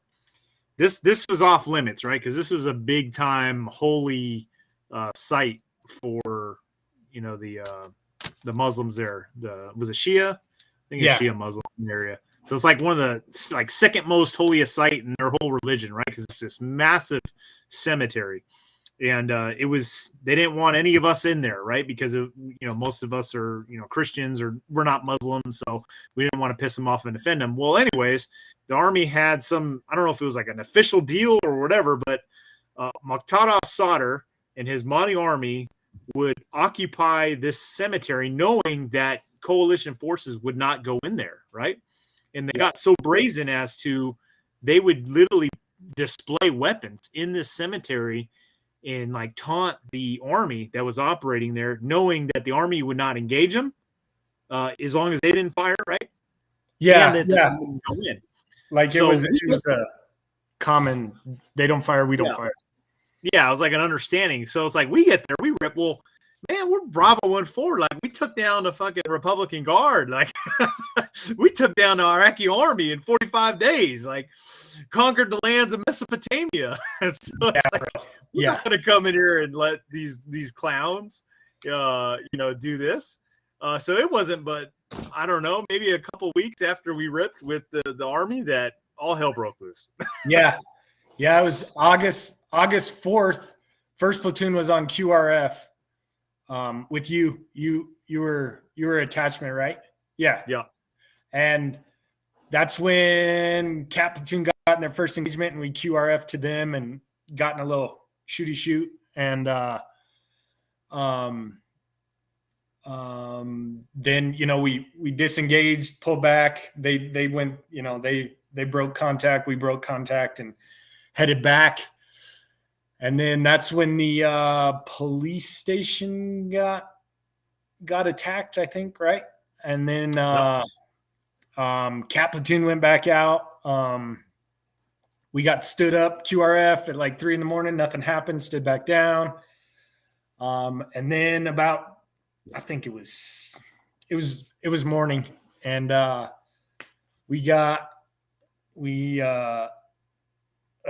had got shot down, a Huey. And and that the Huey got shot down, and so Cap platoon was securing the location, and we were QRF, and those guys got all the pilots out, got everything out. We were holding our the revolutionary circle right around there, all those intersections leading up to where the Hilo had got shot down. And that's that first engagement that we got onto. And we once we were in the Amtraks and I could see bullets skipping off the dirt in front of me, that's when I knew that we were in a shit sandwich. And when we just we got online on that wall after, we were going pretty good all day. And then finally, close towards evening, they decide we get the call to push into the cemetery, and or it was afternoon, not quite evening, and we start pushing in. And that's when we first, you see the enemy. Like, there was a dude right there that threw his AK down, and we zip tie him, throw him up against the pole, and zip tie his hands to the pole, and just keep moving. Secure dudes. Took the bolt out of his AK, threw it. It was Gayton and some of those guys that were with me, and we just started pushing. And that's when we consolidated kind of right there. And Lieutenant Lewis brought us in and said, "Hey, we're pushing. We're attached to Charlie Company." So right. Can I interject real quick, just to kind of lay the situation? So, like you already said, Huey was shot down. Well, we rolled out there to secure the crash site, right? Yeah. So we set up a cordon. Think Black Hawk Down. Yeah. Right? The Exactly. enemy was actively trying to get to this down Huey. So we roll out there, set up a cordon, and most of our guys, like, we're react, right? Quick reaction force.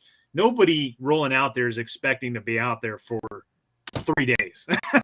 But that's exactly what happened. After a full day of securing this down Huey and repelling numerous enemy assaults trying to get to this cordon, after a full day of that, towards the end of the day, they're like, "All right, we're getting online. We're pushing into the cemetery." I was like, "Oh shit!"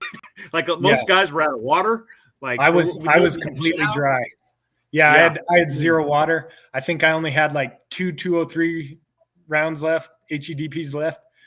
I had been lobbing that, like there was we were, I think like one or two people had their Camelbacks, and then that was this it. Is August in Iraq. Yeah. This is not 70 degrees and sunny. Pushing 130 plus, like you're, it was rough. And then like he was saying, that's when we got the word, Alpha Company came in and they secured our cordon, and then Charlie Company didn't have enough bodies to stretch all the way to the left flank. So that's where 1st Platoon Bravo came in, and we were attached to those hard chargers too. That's what I always tell people, we were Charlie Company and attachments, and we got online and just started pushing. And I remember thinking, like, we are attacking into the sun, and this is a bad idea, because the glare, everything, but you get your orders, and so we start pushing, and that's when all hell breaks loose. And you can train for urban warfare, but that was a different animal. There's so many places where the enemy can hide, and there were tombs. Little tombs, people would go down it. It was tombs. Yeah, the catacombs under the headstones on some of them and then they would link up with other ones and come up, stairs up somewhere else. And so we just, that's when the fighting started. And I remember that the Apaches and the Cobras doing gun runs, those Army Air was doing runs, Cobras and Hueys were doing runs, and it was it's something like, what, 1.5 miles wide and 3 miles long. So we just started getting in there, and I remember looking over. I was the far left flank, my team was the far left flank, and I remember looking over at one point during the battle, and there were just, it looked like Star Wars, tracers just going back and forth, and then at one time when the helo would come do its run, their tracers would lift up and start shooting at the birds. And those guys, we were outnumbered, I would say, by quite a few. And 100%. It was pretty intense there. And that first, I got a battlefield pickup because my gun went down. I don't know. Do you remember this? I don't, but I tried to employ an enemy machine gun too. We were out there with only 600 rounds of ammunition for our 240. Like I can't stress enough, we were only a quick reaction force. So I tell people this, right? I even did a YouTube video on, like, hey, these are the most commonly used enemy weapons, and you should know how to use them. And dude, I had these morons. I had these people commenting, "Hey, you would never use an enemy weapon." Fuck you, man. I wasn't the only one. So what happened to me is I did a reload. I sent the bolt home, and we're pushing, and I'm getting shot at, and I pop up, and there's a dude in a white man dress holding the AK, and I shot too quick and shot right past him, and then I go to shoot again, and I have a dead trigger. So I tap rack, and nothing's working, and all I had left was I loaded an Illum in my 203, and I let that fly, and I missed that one, and he pulls up and sends a burst my way, and I duck down, and I'm yelling because Humphrey was our reserve squad back there, reserve team, and him and Garvin come over, and I was pinned down. I couldn't move. And so I called a Baldwin and Spires and Vega and all the boys, and they come over and start holding my field of fire while I'm trying to figure, well, a charms wrapper had got wrapped on that next round that I put in, and it melted into my chamber, dude. So, oh my God. So I sling my gun because I didn't have time to punch it or nothing. So I said, screw it. And so I sling my weapon, and all I have is my grenades and my bayonet. So I'm like, well, here we go. And so I just I'm holding on the back of those guys, and I'm just directing fire, hey, they're here, they're coming from the building. And so I had no gun there for a few hours. And then that night we pulled back to the diagonal road, and or that road, I forget, that's what I call it. I don't know if that's what, and that's when they started lobbing mortars into first platoon's position. And that's probably the scariest shit ever. I don't like that stuff being dropped on me. And I watched them bracket us, man. It was nerve-wracking. Yeah, and I mean, there's nothing you can do about that. You can't, if it drops on you, But I remember it, the flash, the boom, and then your boys screaming, and that's when they, Lieutenant Lewis got hit, and Doc Ellison, and I forget the radio operator, and Brooks was carrying the radio. Not then. Brooks got shot. And was he hit on day 2? Was he shot on day 2? Okay. Yeah. And so when we were carrying Doc on the stretcher, I grabbed his gun. And so then I had an M16. So I was up with mine on my back going to town, and just started, that's when we fell back. And that first night, so we've been up a good, 14, 15 hours at this point. Oh yeah, at least. And then that first night, you could still hear the enemy talking. You could hear them communicating, moving around. And that's unnerving to anybody, but at the same time, you're just, we own the night, and those howitzers would pop a balloon. We had the spooky wookie up ahead, doing C-130 gunship, flying, that's even preparing, because you see that big Pec 2 and it comes the area and Zane, and they would. I just gotta tell, because I know the audience doesn't know. So FOB Hotel, the FOB that we were at, actually had an artillery battery on it. So there were 155 millimeter howitzers at the FOB, right? But here was the thing: when the battle first kicked off, remember, this is like the second most holiest site in all of like Shia Islam, right? They would not give us that artillery support initially. No.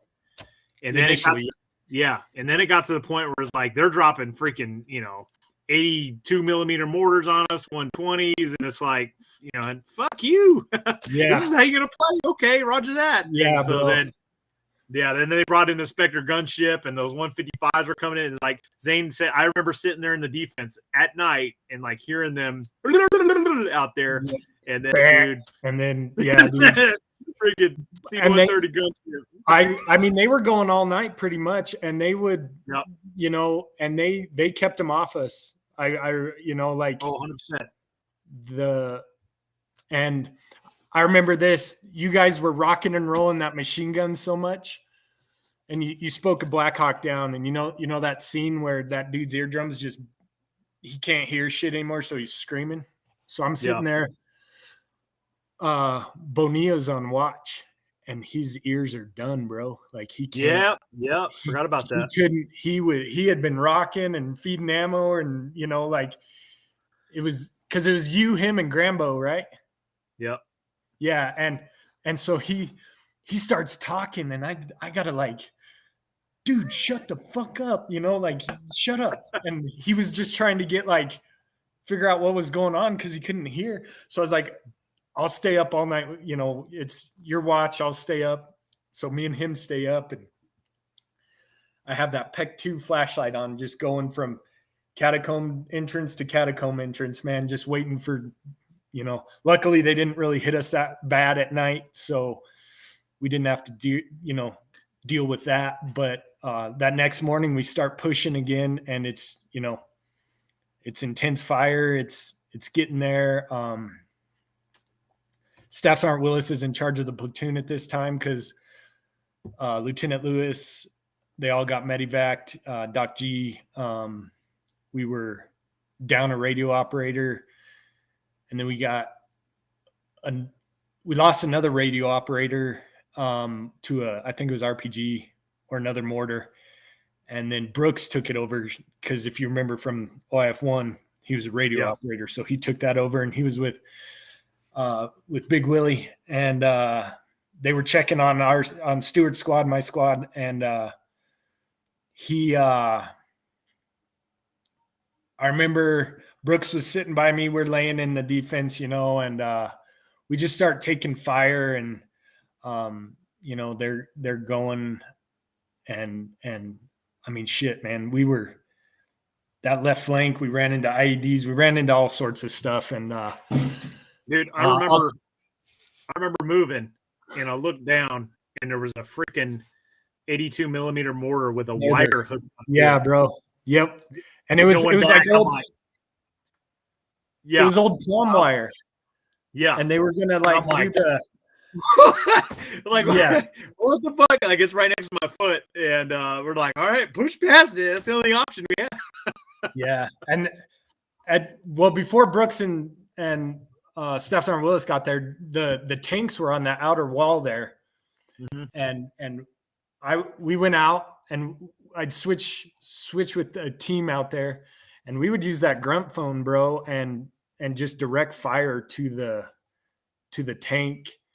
And then, and that'll razzle you too all day. That Abram going off, and I mean, well, I got a funny story about that. I got to tell it, man. And then let me preface this. Let me back up just a little bit and say that this is the Marine Infantry, right? Our platoon commander is taken out, right? He's medevac. Freaking platoon sergeant steps up, takes command. We lose. We have 2 radio operators taken out of the fight. Freaking regular 0311 steps up, take how the Marines roll, man. If we get we're taken out of the fight, just like Zane was in OIF1, like driver of an Amtrak. If he's gone, Zane 0311 is going to jump in there and carry on the fight. Marines roll. So my tank story is the tanks are there. This is day 2. I'm on the other side of a wall with Bonehead, Bonia. That was his nickname, Bonehead. And we're sleeping. Ham's up on a gun, and Bonehead's right next to me, and we're sleeping against this wall. And we had no idea the freaking Abrams is on the other side of the wall of us. Little short wall. Yep. We're parallel with the freaking muzzle of this Abrams, which is only, I don't know, maybe 20, 30 yards away from us. And it fires its main gun while we're sleeping. Yeah. I wake up to a cushion and just smoke, Phil. I can't see anything. All I know is I'm like, I have a concussion. My ears are ringing. There's smoke. And I remember Bonehead was right next to me. And I remember reaching and I'm saying his name. I'm like, Bonehead. I thought Bonehead was dead, man. I thought a mortar had just landed on us. And I thought Bonehead was vaporized. I was reaching for him and finally I grab him. And I'm feeling him because I can't see him, trying to make sure he's all there. I'm like, Bonehead, I'm shaking him. And he's like, dude, I'm good. He's like, it's a tank. And the other side, I was asleep, right? Yeah. I wasn't on watch. I was down. And he's like, it's a tank, man. Tank just fired. And I'm like, oh, dude, I thought Bonehead's dead. It was nerve-wracking. Yeah, man. And I want to point out too, we had a lot of walking wounded as well, Perez, Owen, Beck, Humphrey, those guys, and they continued to fight, like shrapnel to the face, shrapnel to the armpits. I mean, Owen was peppered on his, so there's some tough dudes there in 1st Platoon Bravo Company. I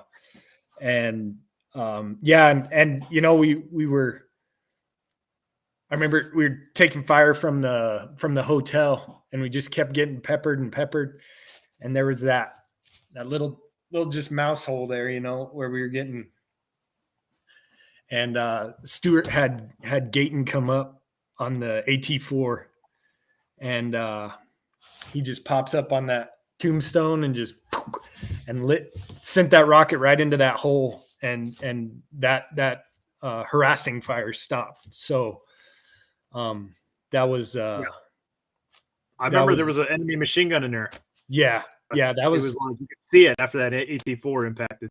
Yeah, he either scared him out of there or blew him to bits. So and then about that afternoon, that's when Big Willie and Brooks came over to check on us, and Brooks and I are bullshitting while Staff Sergeant Willis briefing Stewart, and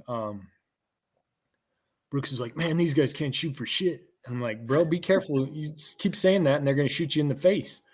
Yeah. And then that's when Willie's like, "Hey, we're gonna go check on Beck's squad," and there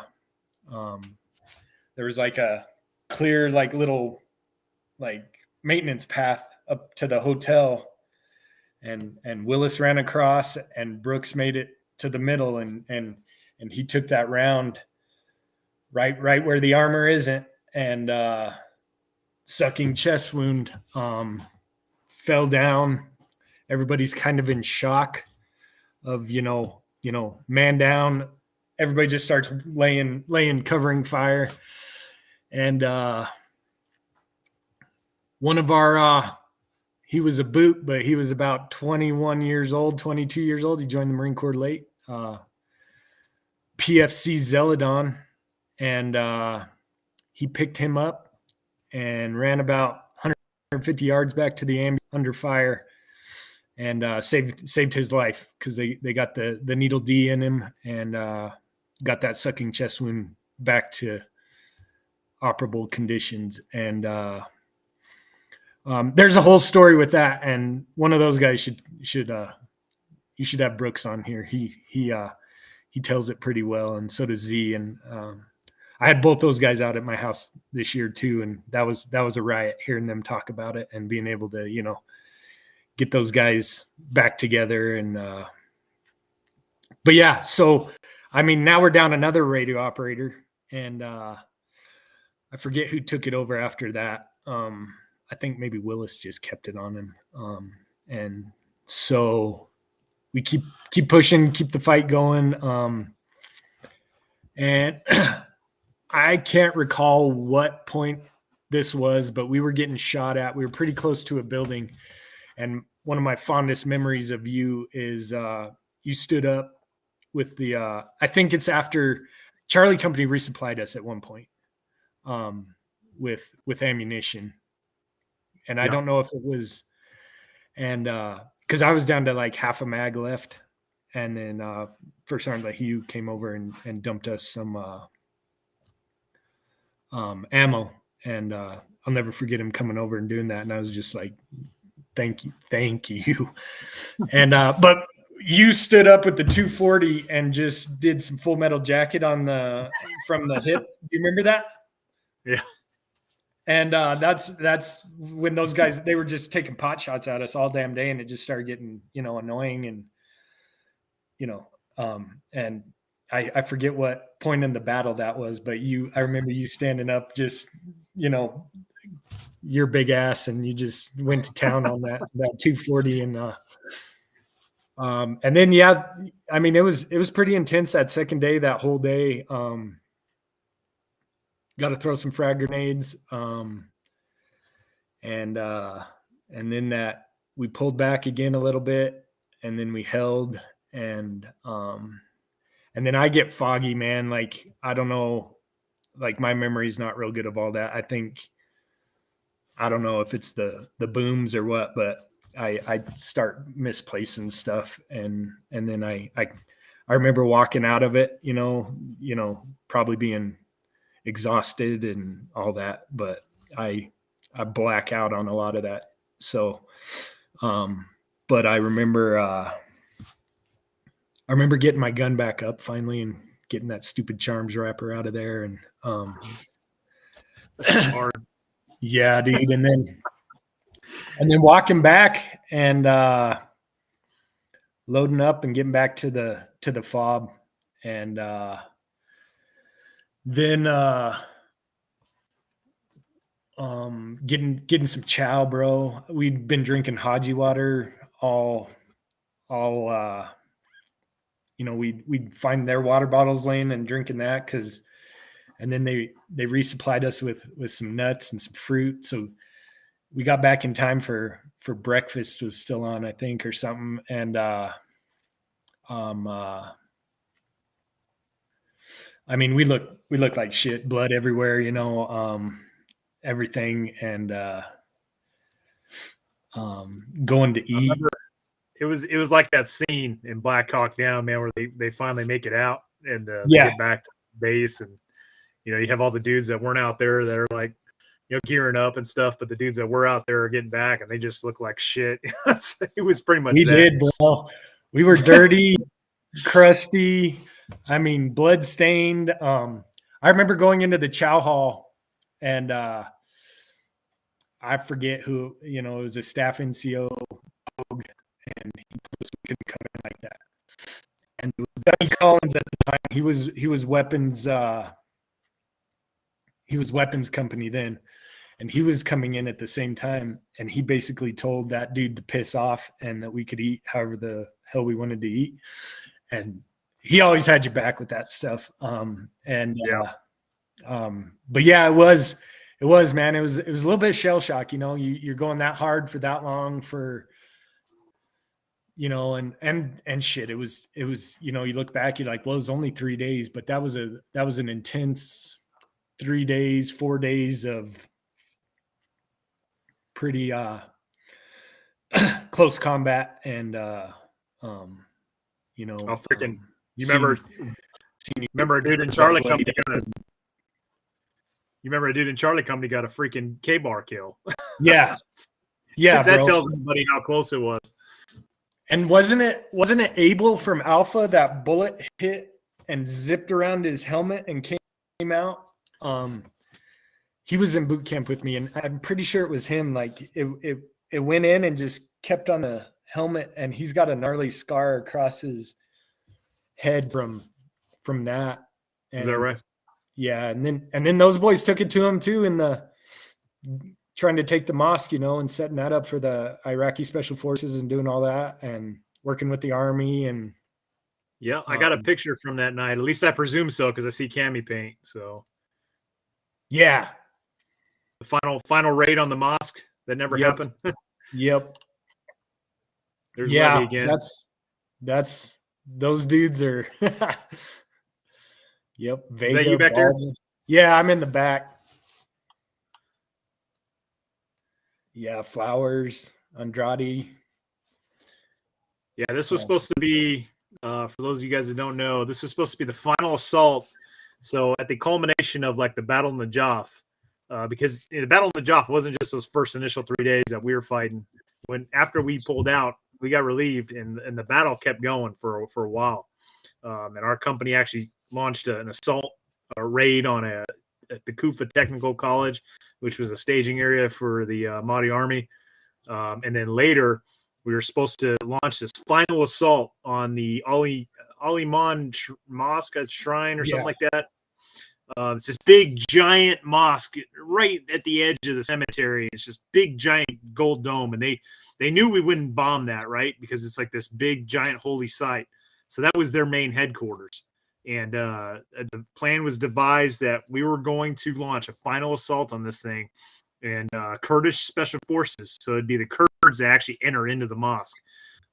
We were going to spearhead right up the road, run a gauntlet, deploy right outside the mosque. Like one of our guys was going to shoot a small rocket into the door, and these Kurdish special forces were going to launch an assault into the mosque to clear it. And I mean, this was going to be it. This was going to be wiping out the Mahdi army. And we were staged. We were on the vehicle staged with faces. You know, a lot of guys had face paint on. And this was going to be the final deal, man. And right before we were set to launch, they called it off. Yep. So yeah, the governor got back in country. Yeah. Anyways, we should probably wrap up the Battle of Najaf because we're at 2 hours now. Yeah, we still got a whole deployment to go through. Shit. Let's talk Abu Ghraib for a while, though. Yeah, Abu was. So we relieved the unit that I would be going to in about 7-8 months after that, or 6 months. And we relieved those guys so they could go up and do their Fallujah thing. and we started running just counterinsurgency ops out of there, cordon and knocks, looking for weapons caddies. It was chill. It was big army base, so there was good chow and ladies and stuff we hadn't seen for a while. So it was cool. We oh man, there's me and Downing. Whew. Look at those hairdos. I know, right? Yeah. Yeah, and we just started running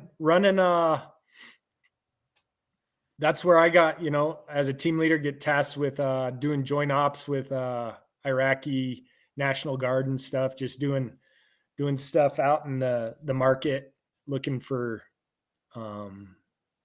IEDs. We took indirect fire quite a bit there. They'd set up mortars and launch them into the prison. And you'd hear them launch and just duck and cover, and they would just harass us like that. There was right. we stood post. We did, we had downtime. We'd run. I remember running one op up to Fallujah. We were the meat wagon up there, and we had to bring some bodies back for an autopsy. And that's all I knew about that. But we were, and it's all serendipitous because the unit that we went up there to do that with is the unit that I would later know those guys as, go on deployment with them and call most of them my brothers. And so we did that, and we had to go. Yeah, this is when we first got our first up armor Humvees. Had to go up to was it Al Assad? Yep. Yeah, and bring these Humvees back for the company. And can I expound on that a little bit? Yeah. So we coming up from Najaf and we're leaving this rifle company from 3-1. We had older model Humvees, right? They had like L-shaped doors. Like this was all, to us, it was armored, right? This real thin metal L-shaped doors, which was like an upgrade of our armor. So we got to Abu Ghraib. The IED threat was so much more significant there than it was back down in Najaf where we were. So like the Army gave us these gun trucks, and they had freaking Mark 9. They came with everything. Like they came loaded, right? They came with Marks, 50s, 240. They came with M240 Bravos, which were brand new to us because we had M240 Golfs. And they had the space shuttle doors. Like they were legit, man. We felt that I felt like we were in damn tanks getting those things. Yeah. Yep. Coming from what we had, that welded on armor and open hatchbacks and that, open air 7 tons. These were top of the line. Yeah. Yeah. Yep. So yeah, man. And then just running out of there. And then we went back down to Fob Hotel. Yeah. Look at that. That's what we had. Look at those doors. Jeez. Yeah, man, that wouldn't pass muster these days. No. And we rolled around in these high backs. Yeah, that's what I mean. Like, good gravy. Yeah, dude. So, and then we retrograded back to Fob Hotel, right? Since we were on a MEU, we had our allotted 2 beers and a shot. I'm pretty sure that was after Abu. We got back up with the battalion and had a little R&R. We went to Karbala too. Yeah, and then we went to Karbala, and that was just standing post pretty much with some baller, some little chews there and hanging out. There's Micah, Beck, Kiesling, and Gravis. Yeah. All good dudes. Yeah. So, yeah. And then after, Karbala wasn't much, and then we started getting ready to go home. That's where I volunteered. You know, me, Beck, some of the other dudes volunteered. Oh, I love that picture. Some of the other dudes volunteered to stay back and wash down Humvees for 3 weeks. And so I did that in Kuwait and got to hang out and wash down Humvees and make some of that tax-free money, you know, for a few more weeks. And when we got back, the company was on leave. Gunny Bonifay was there waiting with a 12-pack in our rooms. And that's when they phased out tricolors and we had to go buy new camis. And then you know, I was hoping that me staying back on washdown would I'm going on my 30 leave. And then by the time I got back, send me to division schools, bro. But when I got back, that didn't happen. We had a whole new chain of command, and, you know, 3-1 and 2-1 needed bodies replaced. So that new first sergeant sent me to 3-1. And he was a piece of work, wasn't he? Yeah, wasn't a fan of that guy, but whatever. We came at, Freeman tells us the best. We come back from OIF2, right? We had staff NCOs like then Staff Sergeant Collins and Gunnery Sergeant Morales. Well, Gunnery Sergeant Morales picks up First Sergeant, becomes our company First Sergeant for OIF2. So he's the guy that went through the invasion with us, you know, and he goes through the whole entire second deployment with us as our company First Sergeant. And then we get back and we literally get a brand new First Sergeant from admin. I don't know if he was Motor T or admin or something, but this guy came in, I mean, and just did fuck games with all these combat veterans. I mean, just I had never been one to get in trouble, right? I literally was going to get a 6105 at Bravo Company from this guy. And it's a story from another day, but he was not a very good 89-99 in my opinion. Yeah, man. And I have a sour he kind of just said gave us all a big FU, and he wanted us out of there, you know, if you didn't play his games. And so I was more than happy to leave. And that was a good, you know, I was a little nervous, you know, crossing deck over to some dudes that just got out of Fallujah, and you know, like they lost some boys. The platoon I went to, all of them had pretty much all Purple Hearts, and I got dumped in there with a drop from security forces, and yeah, there they are. There's my boys. And but it turned out to be a really good thing, you know. 3-1 was a damn good place. I mean, as far as the NCOs, team leaders, just the experienced guys that were there, you know. Our staff NCOs weren't the best, but we did what we worked with what we had. And so I did that workup, and that was I got to experience range 400 with that. I got to go to 29 Palms and do all that awesome stuff. And 3-1 was just it was a different deployment. There was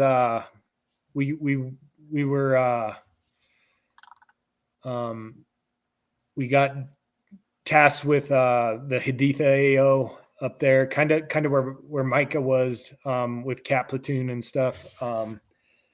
And so basically we would be out in a fob in the Haditha Haklania, and then we would come back to the dam for 3 days for R&R, showers, internet, whatever. And then we go back out.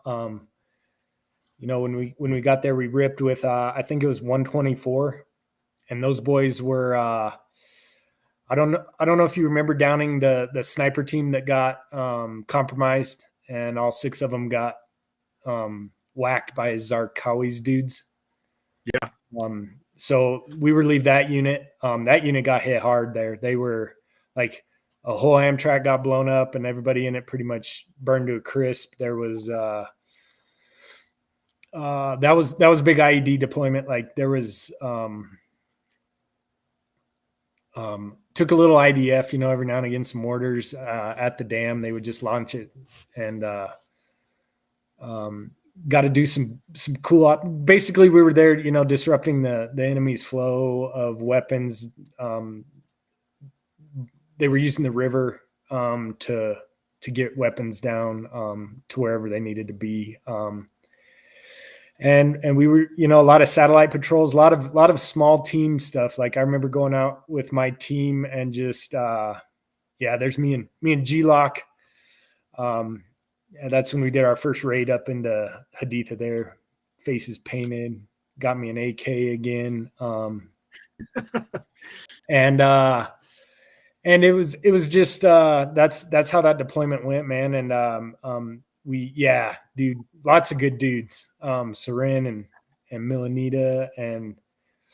And so that deployment was it was a bunch of weapons caches finding, intel gathering, not much like Friedman and them got hit pretty hard up on that. Like Cat was always getting IED'd, and I mean, those boys got, Friedman has a picture, and I can pull it up here in a minute. He showed a picture when I had the interview with him, and like literally all but 2 dudes in this photo are either KIA or WIA. Yeah, bro. Like, I don't know how Micah got out of that without like,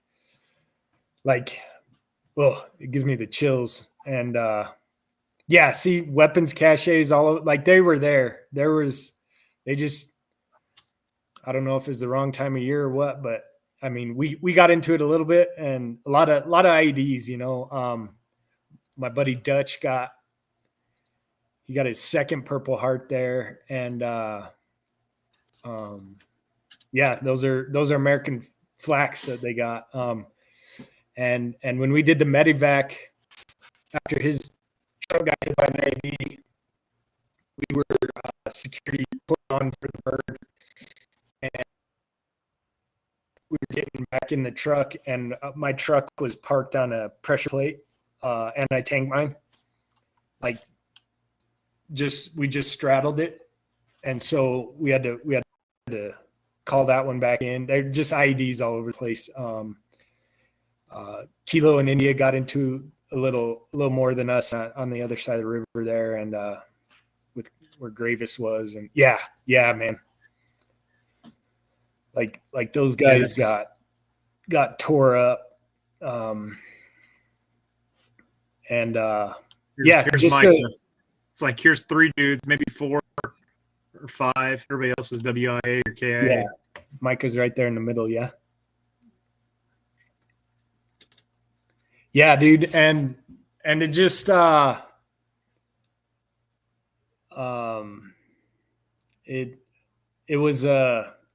it was a good deployment to, I mean, those guys are my dudes, and I talk to them all the time, and it was just a different deployment. There was no ship time this time. We flew straight over. I mean, we got to do boat raids, dude, with the Riverines, and like that was cool. I don't have any pictures of that because that was like a night insert, but it was. It's funny you mentioned that because I just talked to Major Fred Galvin last night, and he was in recon, and one of the pictures I showed, he said, was from doing raids in Haditha. So I wonder if he was there during that particular deployment. He may have been. They were, recon was like our stay platoon. They were wrecking shop with IED planners and stuff. They would sit out there in their hides, and they were getting some off of that. And but that was it was a long deployment. This was the picture. Yeah. I bet it's got to be the same boat crew. Those heck yeah. Yeah, man. So that was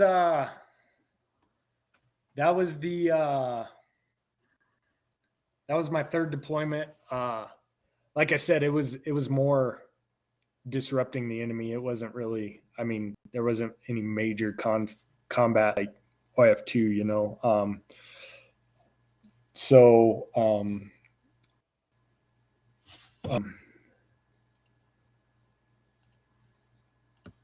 there was just we were doing so that's an Iraqi National Guard up there, whatever you call them, and we would just we gotta do security for the first elections. That's where we'd go out in just team elements and do satellite patrols, and then find a house to go hard in for a few days and just sit up there and we were finding IEDs and weapons all over the place. And you can see how big that explosion is by that little tiny house that's over there.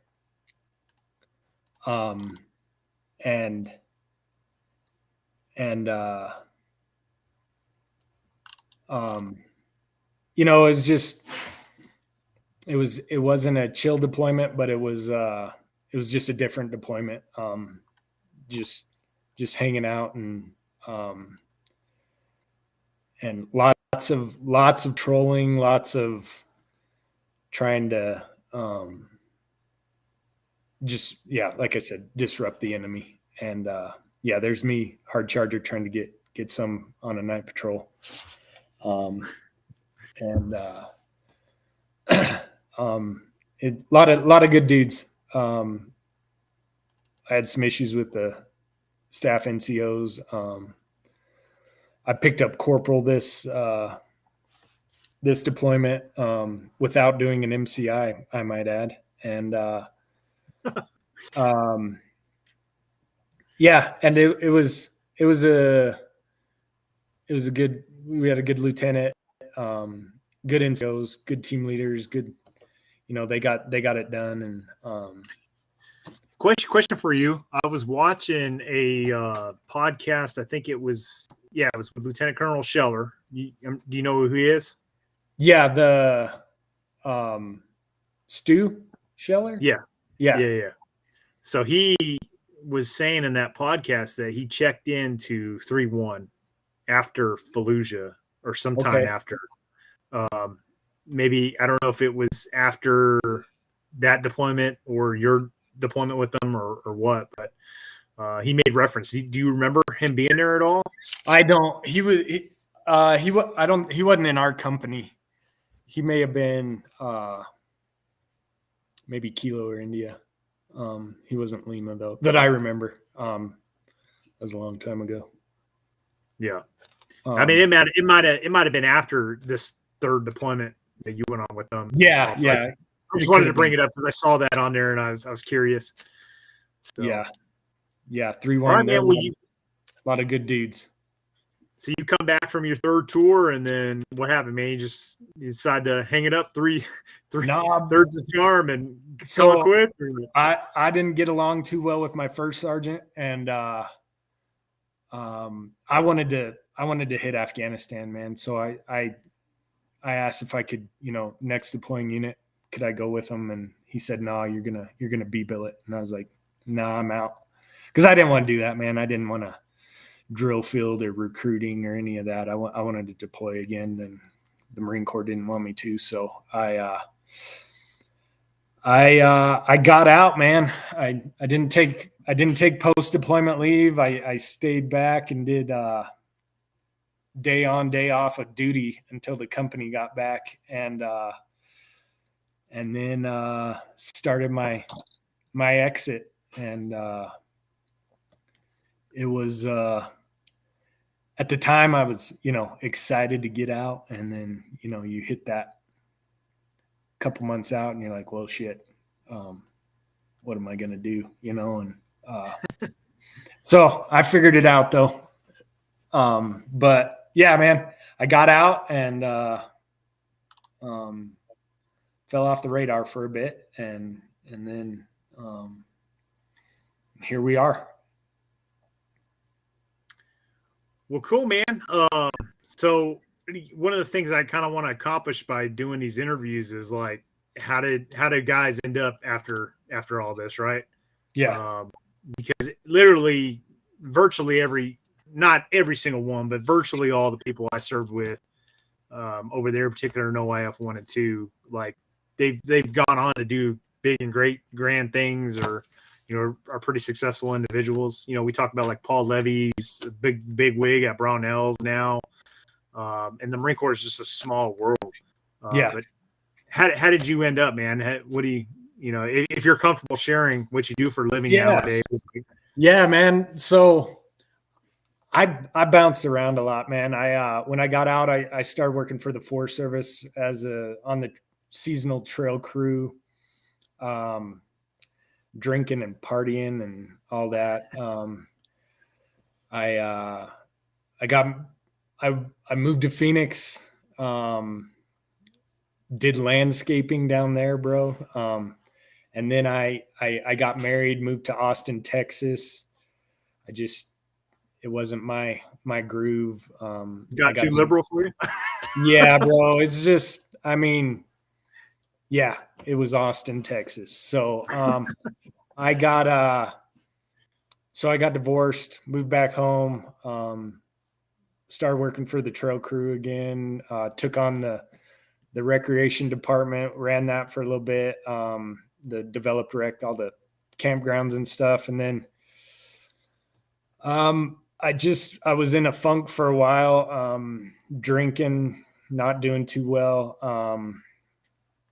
So then some of my 3-1 buddies jumped on a Department of State contract. So I started doing that, did my vetting process in Virginia, did that for about 2.5 years. And that kind of pulled me out of, to get back in it with it's all different branches and stuff, dudes from everywhere, but to get back in that again, for a little bit and get back in that arena was cool. It's nothing high speed or nothing. It was babysitting grown men. And then I had my son with my girlfriend right before I deployed, and that brought me back into reality. Responsible for another human being is a big responsibility, and so I did that, and then worked for the sheriff's department for a little bit, and that wasn't really my thing. And now I've got my daughter and my son and my girlfriend, and basically that's my job, bro. I take care of them. I'm working for the assessor's office right now, doing appraisal work for the county. Nothing glamorous, but it pays the bills and lets me go elk hunting. So that's where I am, man, in life. Nothing glamorous or cool. I'm not attorney at law like Friedman, but no one saw that coming either. But it's I'm living life, and I'm doing a little better than I was. So yep, that's where I'm at right now.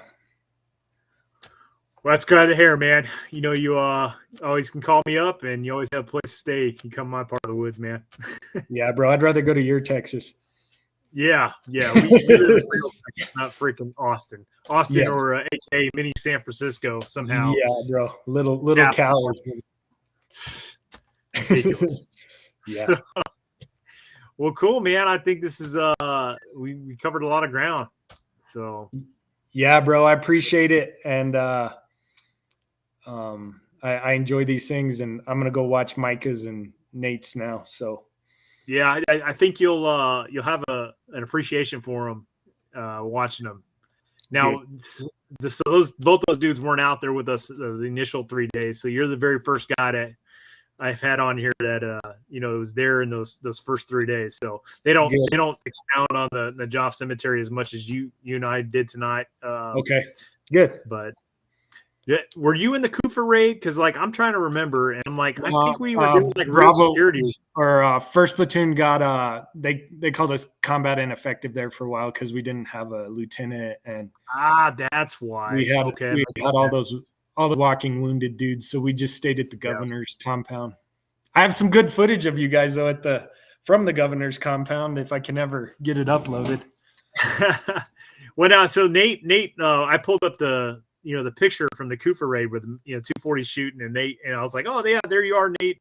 Yanni's like, he goes, where are you in this picture? I'm like, I wasn't there, dude. I was like, I don't remember exactly what happened, but I was like, I remember they didn't use this. Like, I remember going out on a 7-ton for it. Yeah, but we weren't part of it. Like, I think we were like a QRF or something. If we were ways away though. Yeah.